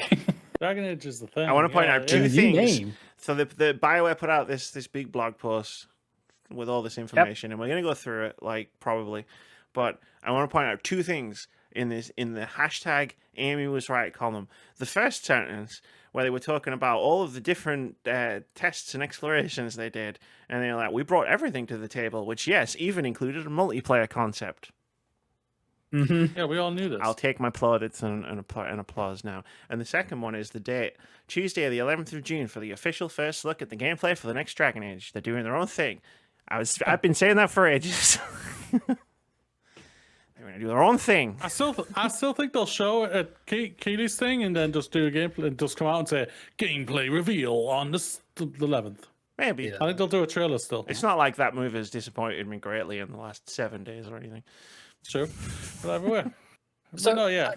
Just to kick things off, Moody, sorry to jump across No. to you. I don't have any vested interest in the Dragon Age. When it comes to BioWare, Mass Effect is my thing, and I'm more than happy to give this game or to give this franchise a shot. From the name change, I think it's a much less cool of a name, but it probably has more relevance and is probably in the long term better. But from my initial blush, losing the name Dreadwolf. The Dragon Is, Age, the Veilguard. I mean, if Yeah, it's not the going to be... Veilguard. Dreadwolf is a specific character in Dragon Yeah. Age. So if it's not going to be about Right. Dreadwolf, it's a good idea to change the name. Okay, yeah, okay, that Yeah, makes yeah. sense. Yeah. I think it'll still be the same villain, which is obviously the Dreadwolf and the character himself. But No the spoilers. Veilguard, I think that's just them saying, "This is your new Inquisition, basically. Yeah, this is who you This are. is what I You're think the it is. Veilguard. This You is were who the you Warden, are. You're the Veilguard. Yeah. and then you were the guy, and then you were Hawk, and then you were the Inquisitor, and now you're going to be the Veilguard. Yeah, The Veil's basically. cool, like as a concept in Dragon Age. Yeah. The Veil's a really cool like concept. You should play Dragon Age. You'd probably like it. I think you would. Yeah, no Add it doubt to the about it. list. Out of the pile. I'm not going to push Yeah, too well, hard. we've right already now. gone convinced. We've already gone Now, on to one Is franchise. this, So is this I'm not going to push too hard for a normal person, or I'm not going to push too hard for Amy and Amy's I'm not sense? going to push. I'm not going to push hard at all because you're Okay. already playing the game. Like I'm not going to push Yeah, hard while yeah, you're yeah, playing the right. one game that I pushed hard for. Now, When when you you finish- finish that game, and the sequel. the sequel. Then we can talk. No, hang on. No. I don't remember agreeing to the sequel bit as well. Wait, what? I thought they were just I don't doing need. the same We're thing. not. We're not going to look, Vince. We're not. By the time you get to the end of Yakuza Like a I'll be Dragon, motivating myself you're to- going to want to play the Right, okay, sequel. yeah. It's not going to have anything to Exactly, do with yeah. what we want. Yeah. Me and Amy will buy it for you. What? Do I go that far? Yeah, so there's going to be... So for Dragon Age the Veilguard, they're going to do a 15-minute gameplay reveal from the opening moments of the game on Tuesday, June 11th at 8 a.m. PT. That's the time zone, not the Yeah. not the game. So what's that for us? I don't know. 8 a.m. is 4 p.m. Guess In I'm the ringing in, afternoon. I'm ringing in 6, so I don't have to work that day. So Even if I have to wait all the way to 4 p.m., I don't care. No, it's I just want to see it now. Basically, like we haven't seen this game for so fucking long. We haven't And seen like this game what ever. we've said, like what Amy said, which was obviously I truly believed it was true, and now they've confirmed it. Like they've gone through many different iterations of this game, and now they've finally gone back to story and everything, which it sounds like. I hope so. No, they did. They specifically say they're making a single player game. Yeah. So that's great. An incredible single player game. I want to see it. Like Inquisition's is a fantastic game for me. I absolutely adored it. Like I thought the DLCs for it were absolutely incredible. Like the Trespassers DLC, which is mentioned in this game in this article, like that is a fantastic DLC where it wraps up that entire story of Inquisition and sets up the next game basically, or at least the next villain and everything, which is just absolutely for me was fantastic. And I was just like, yes, let's get into it. And we've waited 10 years to find to be seeing this in a week's time. I feel like I was about to do... Do you think it's coming out this year? I feel like I was about to do the meme, sorry, where you said, I've waited 10 years, where it's like, I've got the noose, and I'm just like, first time? Yeah. What were you asking of it? Do you think it's coming out this year? I do. Or has it gone through such a retooling that it's, like development was restarted like a couple of years ago? Well, development's no doubt about it was restarted and everything like that. It just depends how much they took from what was already created and everything. Yeah, but in this modern era where games take upwards of 7 years to come out kind of thing, if they've had to reset 2-3 years in, does it move it to a 2025? Well, I think development restarted a few years ago, but I don't think they deleted all of the assets that they were using. Yeah. Okay. Yeah, no doubt. That's what it sounds like. Like I spoke about it. I don't know if it was last year or the year before, where I was bringing up like they've just brought in another director of the game and everything, and like 9 times out of 10 that basically spells start from the beginning again and everything like that. Sounds like it. Obviously, it hasn't. Is obviously he I believe has gone in and seen what they already had and was overall happy with what they already had and just continued adding in his own flair or whatever to the story and all that for the game. And so yes, I agree with Amy. I think it will come out this year. Yeah, that's all I can say. I'm very nervous for this game. I just want to come out and I just want to watch it, and I just want to go, that was good. That's all I want to say. And I was just like, good. I just want to feel just like, because I am so nervous for it. Like there's no doubt, like Amy's like spoken to me about on multiple occasions, there's 2 and 1 and 2 there, type of thing. 2 other games. Right one there. is fucking amazing, David. I think you would actually really like it, type of thing. And I've never gone back to it whatsoever. That's just my decision. I am kind of hoping that they might be remaking them. Dragon Age Origins has both Captain Janeway and Tuvok in it. You've never said that before, I won't lie. But anyway, that doesn't entice me enough. That doesn't entice me. But no. Every now and then, Star Trek. Sometimes I forget these things and just remember them in the moment. Yeah. So it's going to be interesting. Dragon Age, the Veilguard. I'm going to have to get used to calling it that. It introduces a new lead hero, which makes sense. All of the games so far have introduced a new lead hero. There are going to be each of 7 unique companion characters who are all going to have their own compelling storylines.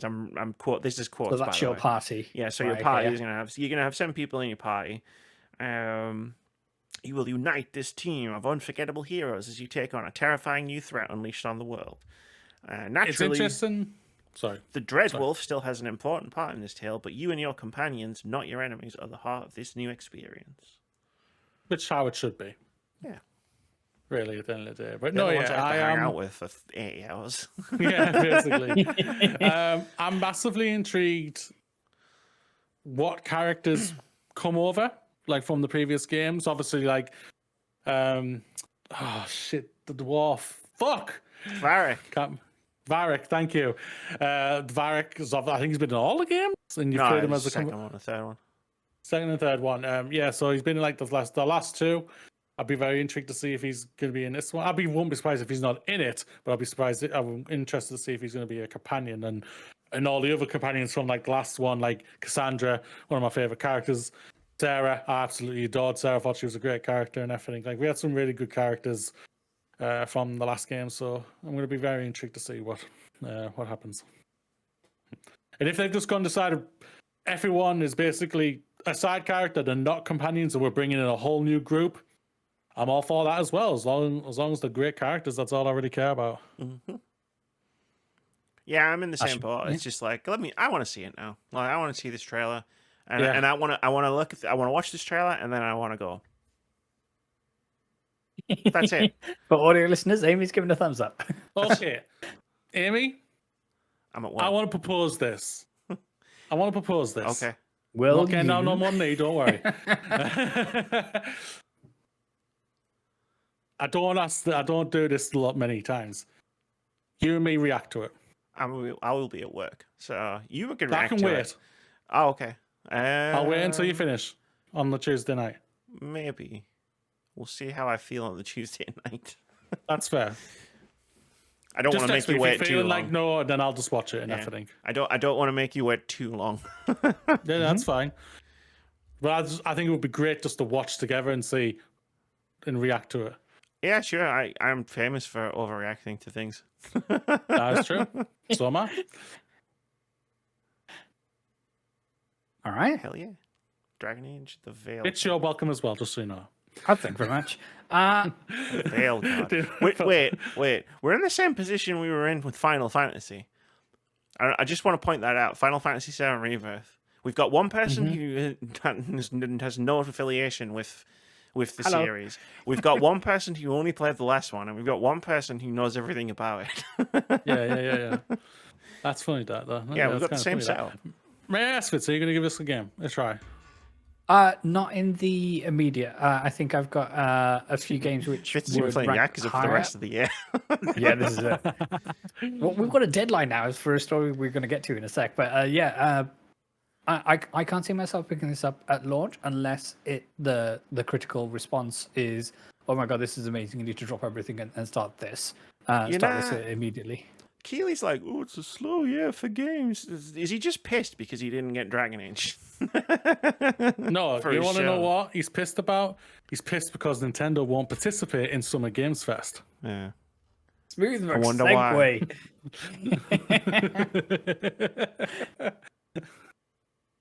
We can go there. Yeah, so this is... let's go there. Set it right up there. Come on. Absolutely. This is a quote from Geoff Keighley in relation to Nintendo participating in Summer Games Fest, where they quote, "We hope Nintendo participates one day." There's a reaction post on Twitter. Which was my reaction. I just found Absolutely. my reaction as a Twitter post and put the screenshot in here, being like, "This is basically what I thought when I saw it." Yeah. So when I believe it was the producer and director for Tears of the Kingdom was up on stage at the Game Awards, and Geoff, I don't want to say him and his team flashed up the "Please wrap it up" signs to one of the true legends of the industry after all their team's achievements. For them to do that, Nintendo isn't going to give them the time of day. Never mind. The producer of such unknown games as Legend of Zelda: Tears of the Kingdom, Legend of Zelda: Breath of the Wild, Legend of Zelda: Skyward Sword, The Legend of Zelda: Wind Waker, The Legend of Zelda: Majora's Mask, and The Legend of Zelda: Ocarina of Time. Just a handful of games, Just some games you might have heard of, maybe. Yeah.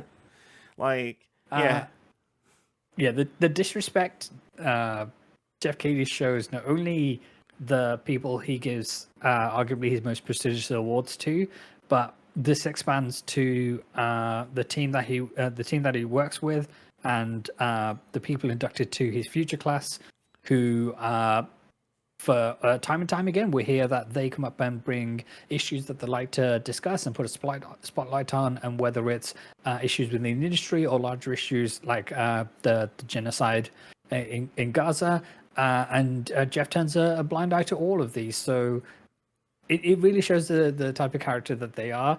And it's one of these where, obviously, I don't blame Nintendo whatsoever if they're like, Geoff, who?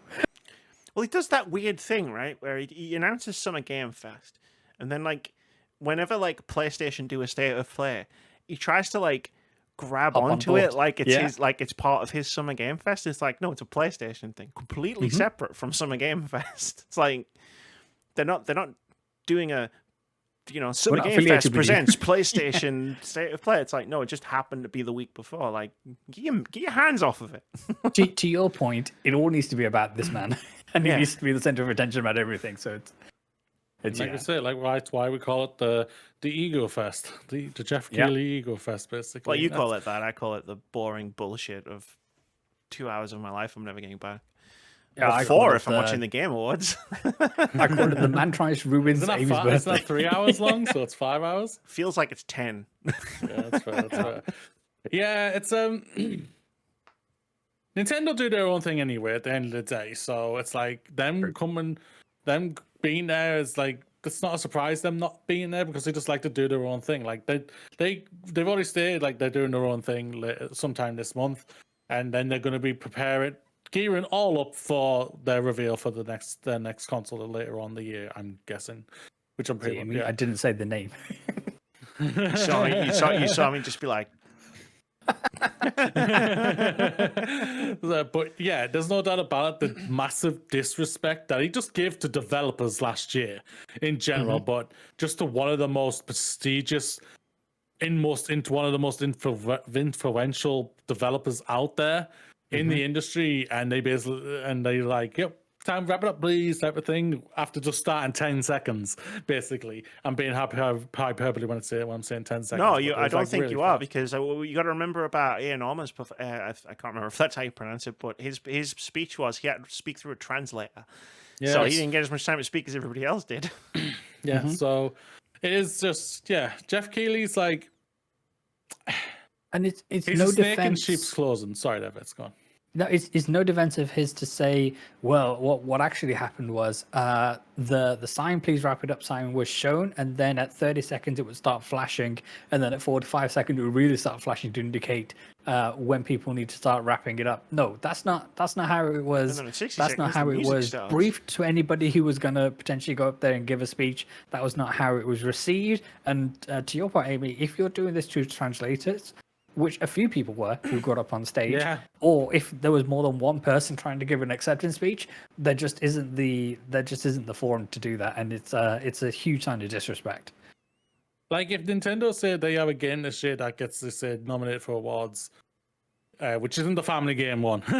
Well, no, they're going to win the Family Game one. But what I think would be fascinating is if they win an award and it just could, it'll either be like it'll be one of those ones that he just rattles off, because it's like, Nintendo didn't send anyone this year for some reason. Yeah, that's what I think that would be interesting. They might not even show up, so I wouldn't. If I got disrespected like that, I wouldn't show up. I would just be like, nah, you're right, keep it. Yeah, statue looks stupid anyway. No, I actually like the statue. No, I know, it is actually a pretty cool statue. I'm just mad. Well, like he's trying to mimic the Oscars type of thing, just making it with wings instead. Yeah. My statue's bigger than your statue. Overcompensating it all. Overcompensating for anything. Geoff, I think the only thing is like what I think F1 tells you to do, who you get criticism from, is you just do better. That's all. Just do better. Stop being a snake in sheep's clothing. Yeah. Acknowledge that you've done wrong. Yeah. Move on and do better. Yeah. So as we sort of alluded to, I've been playing through the Yakuza games. Well, games. I say that. I started like Yakuza Like a Dragon, and you can catch up on that over on my Twitch and YouTube channels. But that wasn't the only bit of Yakuza Like a Dragon news that came out this week. In the realm of everything needs to be adapted into a movie or a TV show these days, when it comes to video game properties, Like a Dragon Yakuza is the next. So that's coming to Prime later on this year, October 25th.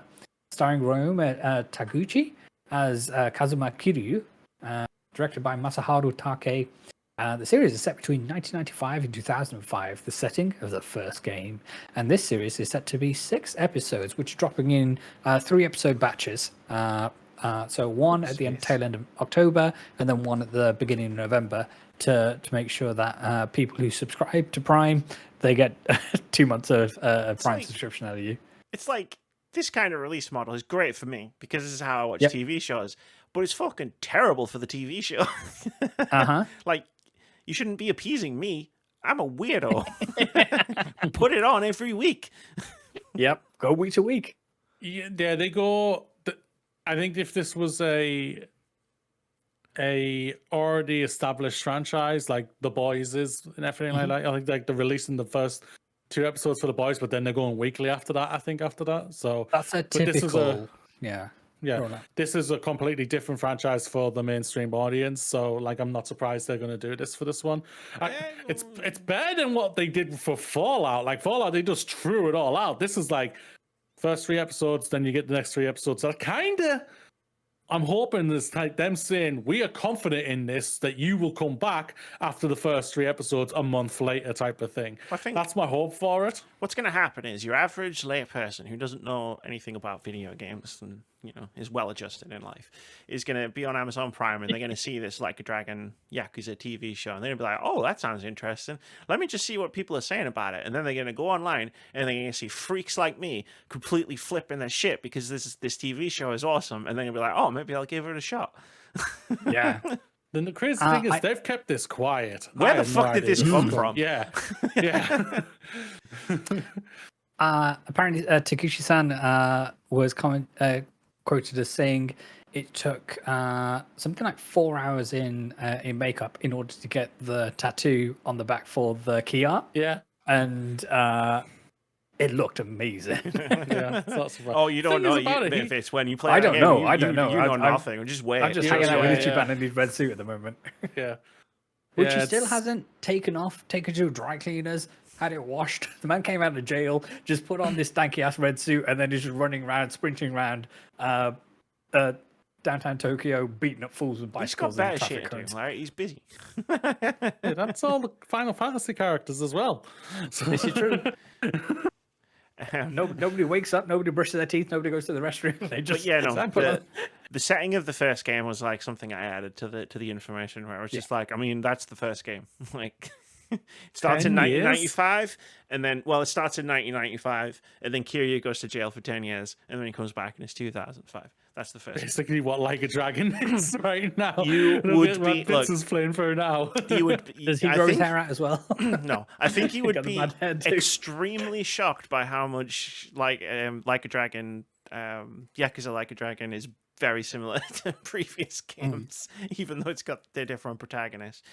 But yeah, no, like my thing is, I'm really looking forward to this. I love the Ichiban saga, we'll call it. I've never played the Kiryu saga because I wasn't around for it. I've got all of the games. Like, I'm looking forward to playing them all. But this is pretty cool that they're making a TV adaptation. My only thing isn't really directed at this TV show specifically, but just modern day TV in general, where it's like, why is it only 6 episodes? And I know why. You don't. I know the answer. But like, I'm rewatching Babylon 5. There's 22 episodes a season. I fucking love that. It's great. Like you just get like random ass episodes where it's like you get to hang out with the characters more. And like what I'm realizing in rewatching this show is I miss that. Yeah. Like I miss that kind of TV. That was network television back in the day. Yeah. Where it's like now it's like season, right? it's 6 episodes every 3 years. It's like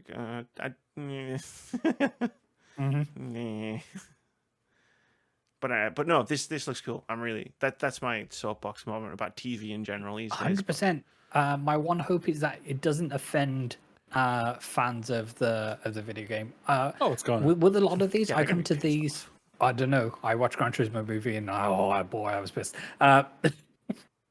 Excuse me. So one of the things that I usually come to these adaptations with is that this isn't made specifically for me, and it's one of these things of I've come into this as someone who's recently experienced the video games or is coming from that space to say, okay, I have an understanding of these characters, I have an understanding of the plot and all the rest of it.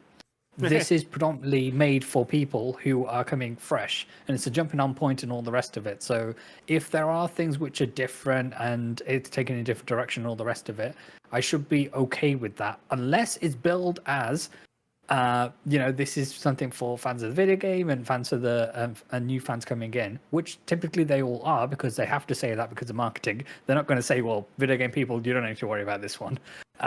But yeah, that's my only thing when I say I just hope it doesn't offend people, because Gran Turismo for me was offensively bad. You can't translate a video game story 1-to-1 into a movie or a TV show, and you shouldn't Yeah. try. Yes. Yeah, you should change things, definitely. Just take the bullet points. What it is like what Amy says. Like starts in 1995. He goes to jail. Comes out in 2005. That's basically the main It's bullet like point. That you Kiryu, really need to he's know. in the Yakuza, you've got all of the characters from the first game, he's looking after the orphans, he finds the kid, hit the main points, but don't necessarily feel like you have to replicate it, but beat for beat, because you're missing a vital part of that, if you do that, and that's the video game part. Yeah. The interactive nature of video games is what connects us to the characters in the story and the beats that are going on. Yeah. Divorcing that interactability takes a lot of the experience out of it, which really means that you really have to think and carefully pick out the different story beats that you're doing and find out, okay, how do we adapt this for television rather than just how do we copy paste? Yeah, like Lord of the Rings did with the films. They took out a bunch of stuff and it made the films way better than they would have been. Mm-hmm. And then they added some of the stuff that made things worse in the extended editions. Disagree, but okay. The Last of Us did it very well. They kept the heart and soul of what the game is, of what was obviously the characters, and obviously they couldn't do the giant gameplay aspects of it, but they nailed it when it came to the characters and made a great show for when it came out last year. So absolutely, and the things that they added were heralded as the greatest things about it. So the third episode is still arguably one of the best episodes I've seen. I really liked the third episode. That was really good. Yeah. I know people were complaining about, where's the bit where he gets hoisted upside down with a fridge? We didn't get the fridge mode. But it doesn't matter. That's that was a gameplay bit. Yeah, that's like saying, where's the bit where he fucking carries a ladder over? It's like, why would you have that? Just aimlessly wandering around, bumping into Geo in the level. Yeah. It's like the Uncharted movie doesn't have a 10-minute sequence where you just climb about. It's like, of course it doesn't. That's boring in the video game. Never mind watching a TV show. Salud and now a mustache for 99% of that movie. Where would you like to go next, my friends? Great question. Gotta get back up to the list. It's a shame there's not a button in the dock that just returned to top. Oh, bite me. There's not. I haven't figured out how to do that yet. I'd like to touch on the thing that Babsy talking about, Abubakar Salim, if that's okay. So they were talking about the fever pitch of racism that they received after the launch of Tales of Kenzera Zhao. I forgot I put that in there. The picture just above it. I'm so sorry. Sorry, no, for context, in the document above this story is the piece of art of the lady throwing a banana milkshake at one Nigel Farage, and it has killed Amy. I forgot I put it in there. Excuse me. I apologize. Abu Salim, creator of the recent Tales of Kenzera Zhao, has addressed the fever pitch of constant targeted harassment the studios received since release of the game. To bring my context into this, I saw around that 5-minute video that he posted. It might have been longer actually, but he posted this video of him just in front of his camera, talking about how important it is that we're getting these diverse stories told by diverse people, and we have diverse casts of crew on these games and on these creative endeavors, because it tells stories of different perspectives, and to such an extent that they've made the call to reduce the price of the Tales of Kenzera is out on Nintendo Switch up until, I want to say, the end of the month. This is in US at the moment. He intends to do this across all the platforms in all different regions. As you would imagine, there's lots of technicalities to go when it comes to talking to regional areas of these console platform holders in terms of pricing and whatnot. But I just thought it was I thought it was a beautiful piece, and yeah, to quote, sadly, since the release of the video, Salim and the development team will receive further abuse, accusing them of faking the harassment as a marketing ploy. Salim has addressed this in a further thread, quote, since the first moment of creating the game, the focus was on my father's legacy and what I wanted to leave behind to represent that, he said. Since announcing, we steered away from race as a subject matter as much as possible because the game isn't about that. It's about the human journey of grief. This didn't stop the harassment that came our way, and I knew that as soon as I chose to address the subject of race, the legacy of the game would be diluted. But something had to be said. Suffering in silence wasn't an option. It needed to be addressed, because by not speaking to it, countless others out there who would also suffer in silence and not see the power they have to tell the stories through their unique perspectives, whether they choose to make the race of the character a key focus or not. Yeah, I mean, that's all these people can see. Like, the game isn't about race. Like, I've not played it, but like, I know that because because Abubakar Salim said it, but also I've seen people talking about it, and like, the game's not about that, but that's all they can see. Like, the targeted harassment of people totally exists. Like, I don't care what the 100%. fuck the gamer's trademark want to say about it. Like, it is a thing that exists. Like, in response to this, I saw other non-white developers post their DMs like in response to it, which is basically just showing that they get constant harassment. Like, so it absolutely happens. But the frustrating part for me, apart from the fact that these people even exist at all, is that it's mentioned at the end of this news story, which was written by Eurogamer. I want to say that's where we got it from. Eurogamer, yeah. Which is, there's a whole Gamergate 2 sweet babying thing we've talked about in previous episodes, and the part is stop making our games more diverse. Like our games being like white people games, or perceived white people games, and someone like Abubakar Salim going along and going, okay, well, we'll make our own game, and then like that's not even good enough.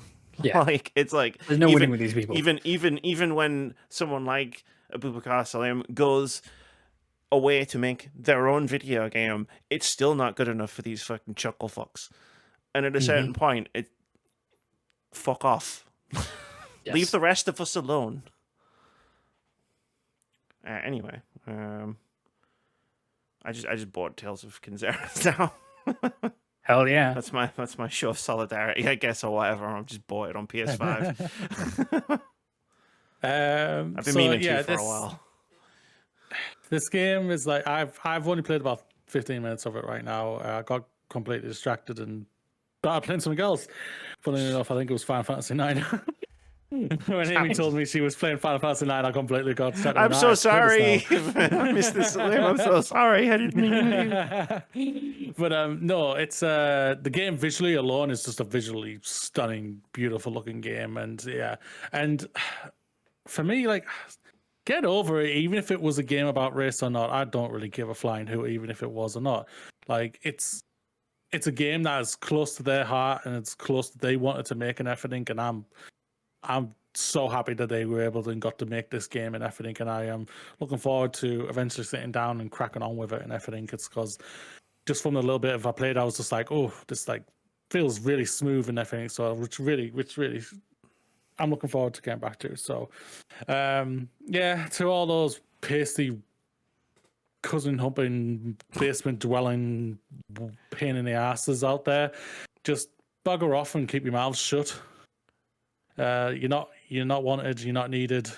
Go away. Yeah, like the racists. Let's just call them what they are, the racists. Yeah. And what you said there about the racists, the bigots, the ists, all of them. All the ists. Well, the thing is, like you say, you say that your message to them is get over it. I'd say my message to them is get over yourselves. Not everything is about 100%. You.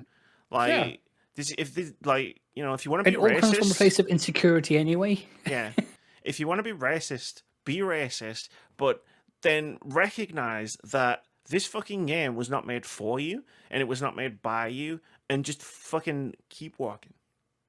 100%. Get over yourself. This is the thing about like just. It's gonna sound weird when I say this. Be like me, because like I again don't care. Or if it's what type of game this was for. If they came out and says this is about racism because of the story what you want to talk about, I'm all for it.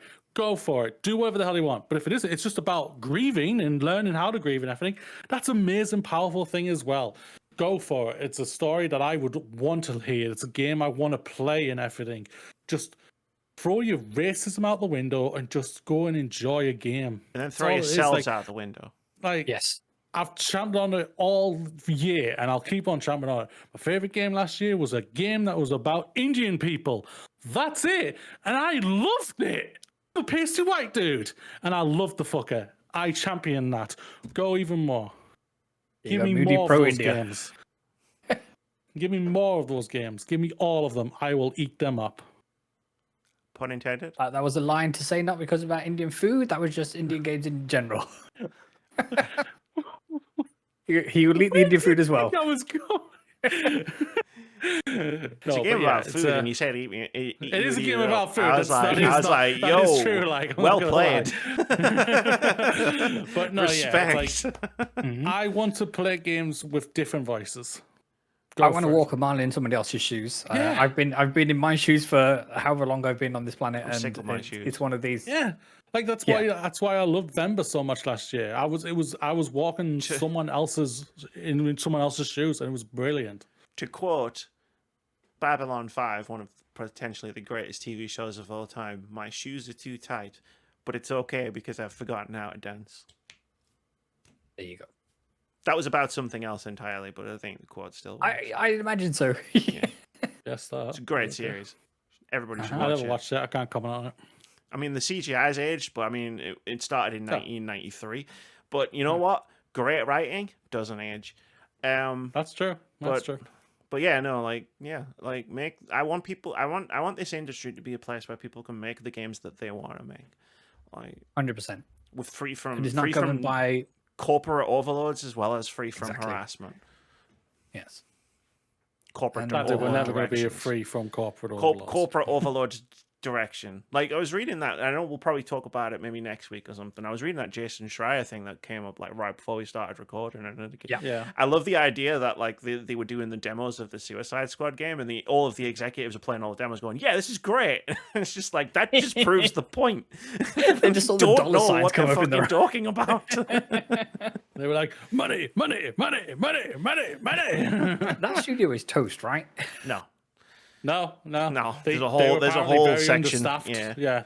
There's a whole thing about it. sector. Apparently, the staff were very understaffed to even make that game, so they probably won't lose staff for it, which is great. Well, that's a good thing. For yes, context, very good. so we're referring to Rocksteady, and Jason Schreier at Bloomberg did an amazing piece for an abridged version. I believe IGN has a write-up on there. Thank you, Blessing, for that. Yes, for recommending shout out to that. Blessing Adegoye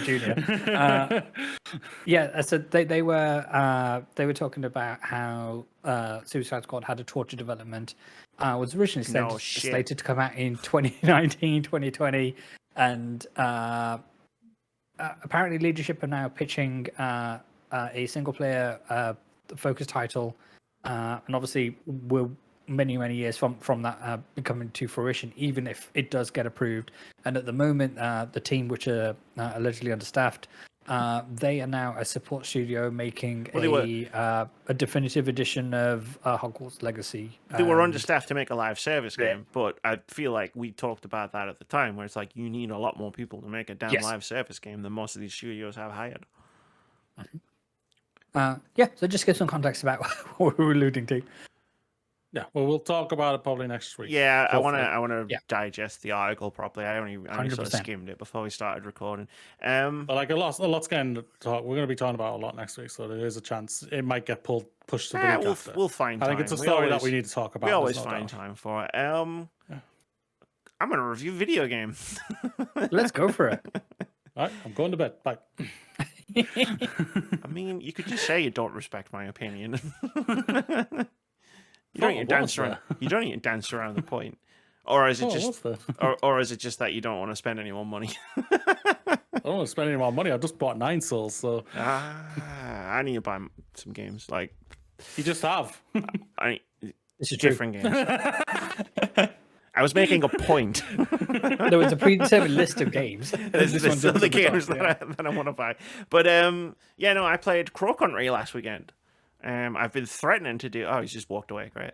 I've been threatening to do it for a while, and I finally sat down to play it. And what's funny is it's the second game. Like, so I played the last new release game I played was Animal Well, platinumed it. The next game I played after that, Crow Country, also platinumed it. And I swear to God, I didn't plan this. I'm not doing it on purpose. But yeah, no, Crow Country is a survival horror game made with a PS1 sort of aesthetic. And it's sort of like PS1 vibes, I would call it. Yes. It's sort of an isometric top-down survival horror, which is set in an abandoned theme park called Crow Country, and there are monsters around, and some weird shit's going on, and you've got to solve some puzzles, and you got to shoot some monsters, and not die. Nice. And that's Crow Country. It's a great game. Like, I had a blast with it. I played it in one. No, I played most of it in one night, finished it the next night, realized I was 2 trophies away from getting the platinum, and I was like, well, it'll be rude not to, and it won't take me that much longer.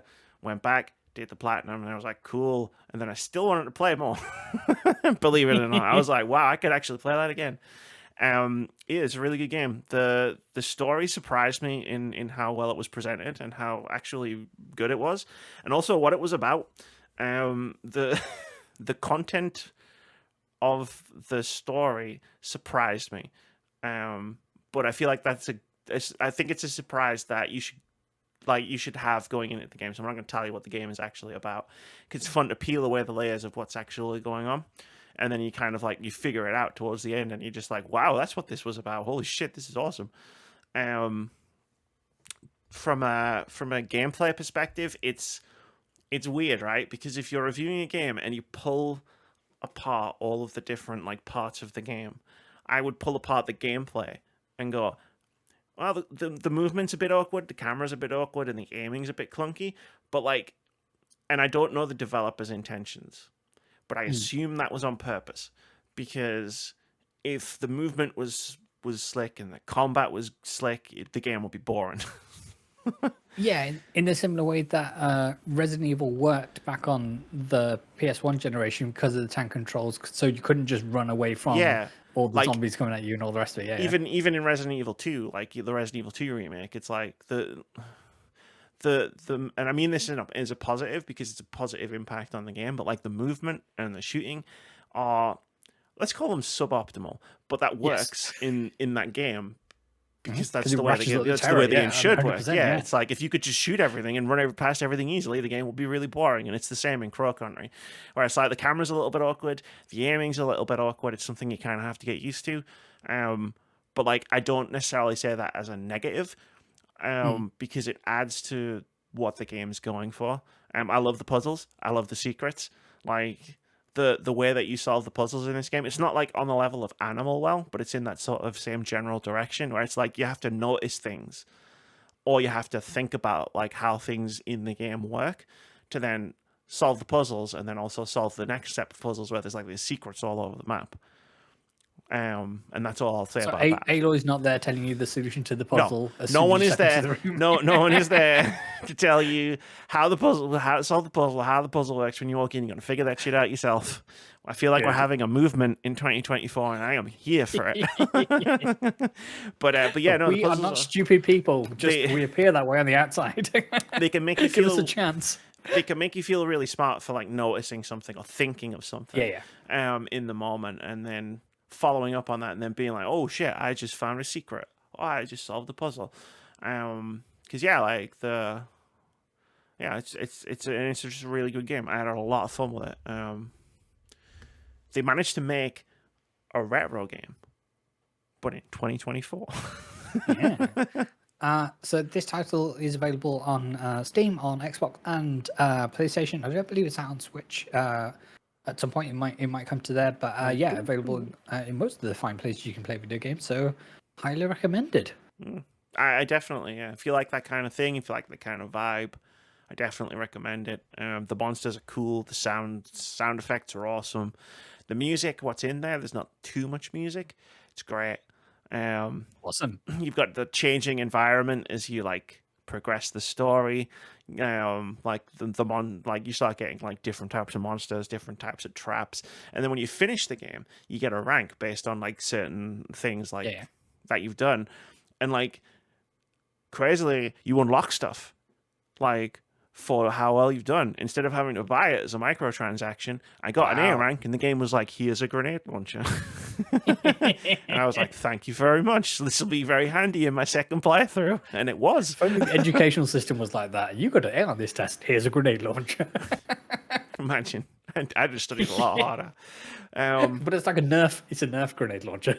I mean, it shoots crows like head yes, grenades. There you go. Like, it's all on brand. But I do want to point out, like, yeah, the things that other games would monetize, like here, it again is a lot like the games from the era that this is trying to like emulate, where it's like, yeah, you unlock stuff, like you get rewards, like you get a reward for playing the game. What a wild concept!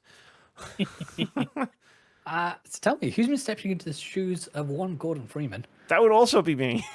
Hell yeah! I've been playing Half-Life, and then I got to a bit where there was a water thing. And then you fall in the water, and there was a monster, and I freaked out because I'm terrified of like deep water. And like I tried to push through, and I couldn't, so I stopped. And I was like, "I'll play Half-Life 2." I googled it. Are there any underwater levels in Half-Life 2? No. Good. I'll do that then. At least I hope there's not. Like I hope Google wasn't lying to me. But yeah, Half-Life 1 and 2. I've never played them. Like I've played shit tons of Counter-Strike back in the day, but I never actually played the single player games. And what is fascinating to me about these games most, like, there's definite improvement between Half-Life 1 and Half-Life 2 in terms of, like, the core gameplay, the shooting, like, how it feels. But even when I was playing Half-Life 1, I said this to Moody when we were talking the other day, it is wild to me how Half-Life feels so much better to play than some first-person shooters I've played in even just the last few years. Like, the game came out in 1998. The sound effects sound like they were recorded underwater. Like, the voice acting is fine, but it sounds like this. And but, like, you play that game, and you get the guns, and you shoot the enemies, and it's like, holy shit. Like, I've played first-person shooters that were released in this decade that don't feel this good. They fucking nailed it 27 years ago. They sure did. They knocked it out of the park. So as we spoke about a couple of weeks ago, so I played through Half-Life 1. For some unbeknown reason, I played on PlayStation 2, and then I played Half-Life 2 up until we got to the hovercraft section, and that gave me the bubble guts. So I was like, no, thank you. It looks stunning. Half-Life 2 looks ridiculously good. So did you play Black Mesa, as in the remaster? No, I played the original. That's what I'm saying. Like, I played the game as it came. I know they've released patches and updates, but I played the game as it was released in 1998, and I'm sitting here and going, "There's like fucking games I've played in like 2022 that feel worse than this." We're going backwards. Yeah. But yeah, no. The Half-Life 2 looks really good for a game that came, especially for a game that came out in 2004. Like, especially the water reflections. It's been stretched. That's for sure. Yeah, it's doing things. Like, I'm glad I played it now. I feel like if I'd played it on my computer that I had in 2004, I would have set the fucking house on fire.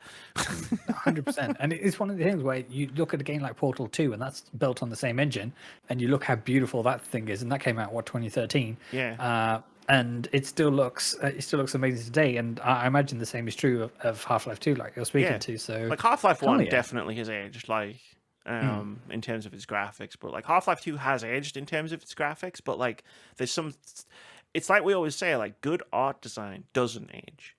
Yes. And like there's great art design, and it's like the reflections on the water. Like reflections is something we struggle with in video games in 2024, and like.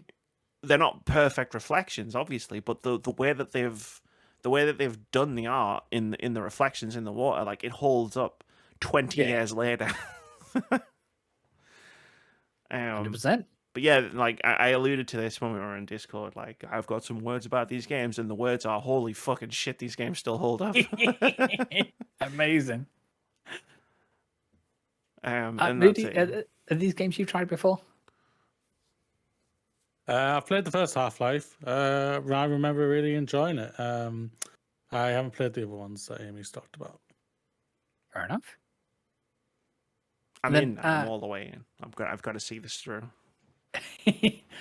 So Amy, if you had the means, and I'm not sure if you have already, to go through Half-Life Alyx. I have. I played You've Half-Life already played Alyx. it, I yeah. played it when it came out. I actually did have a VR headset at the time, and as I talked about with Nice. Moody, it is genuinely one of the best games I've ever played.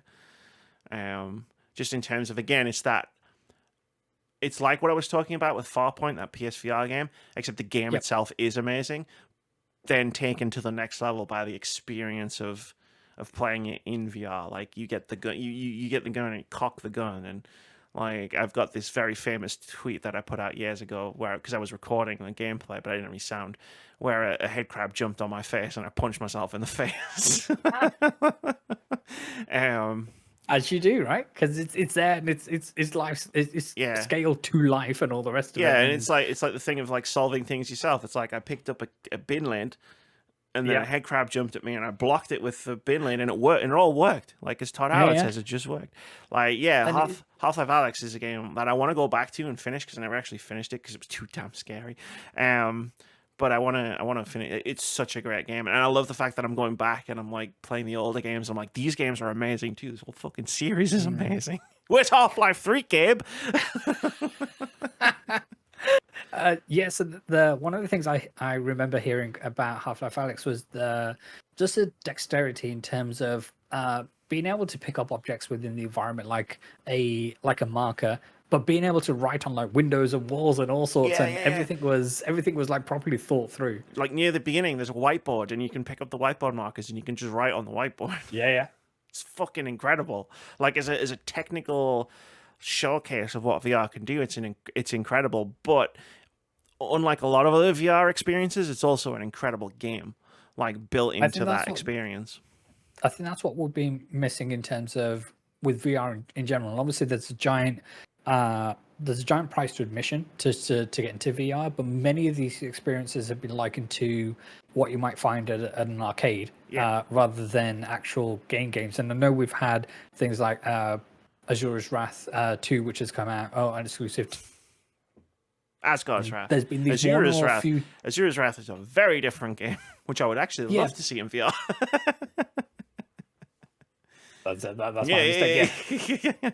So it's one of these where the truly great VR games, I think, are still few and far between, and I think that's what's holding kind of the medium back. And it's one of these things where, because there is such a high barrier to entry to get into there, nobody is on a large scale, at least, investing what they need in order to bring the developers and put those teams together in order to build these amazing games. And it's one of these where, sadly, this is still a money game at the end of the day, and it's not bringing in the money. And we spoke about PlayStation and their lack of support to PSVR 2, and news broke at the State of Play or just afterwards in terms of the adapter, which is going to come to PC, which is I believe it's going to be £50 or $50, one of the two. And it's one of these where so this, to my mind at least, this is Sony just washing its hands and saying, okay, you've invested the money, we're not making any games for it, but hopefully these PC sickos will for you. So here, guys, they have this adapter. But nobody's going to actually wild. buy it because he doesn't already own it, because we turned off all of the features and the Meta Quest is cheaper and doesn't have any work. Yes. Mm-hmm. Like I thought about it when I saw the King. I was like, oh, maybe I'll get a PSVR 2 because I can use it on both platforms. And then I saw all of the features they turned off, and I was like, yeah, I'll just get a Meta Quest. Mm-hmm. Let's Half-Life, man. Who knew? Who knew? Um, Those crazy kids at Valve, they knew what they were doing. It's wild. I've played so many Valve games, but I never played Half-Life. It's funny. Right, let's close out the podcast in a Hell yeah. timely fashion. It's time for OpenCritic Head-To-Head. This is the game that we play every week where we try to guess the OpenCritic average of upcoming games. Whoever guesses closest to the score at the time of recording gets a point. If you manage to guess the score correctly, you get 2 points, but really it's just an excuse to talk about video games. Last week, we tried to guess the OpenCritic average of 2 games. I'm just going to say it. Destiny 2, the final shape, as we expected, does not have a review score yet. But Nine Souls does. In Nine Souls, Moody guessed it would get an 85. Vitz guessed it would get an 84. Amy guessed it would get an 81. And at the time of recording, Nine Souls has an OpenCritic average of 85, which means Moody gets 2 points. I was so close. Pulls so further damn back close. into the lead. And excited they are. Look at the excitement on their face.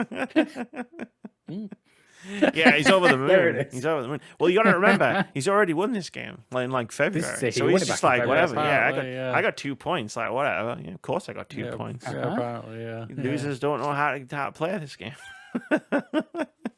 All right.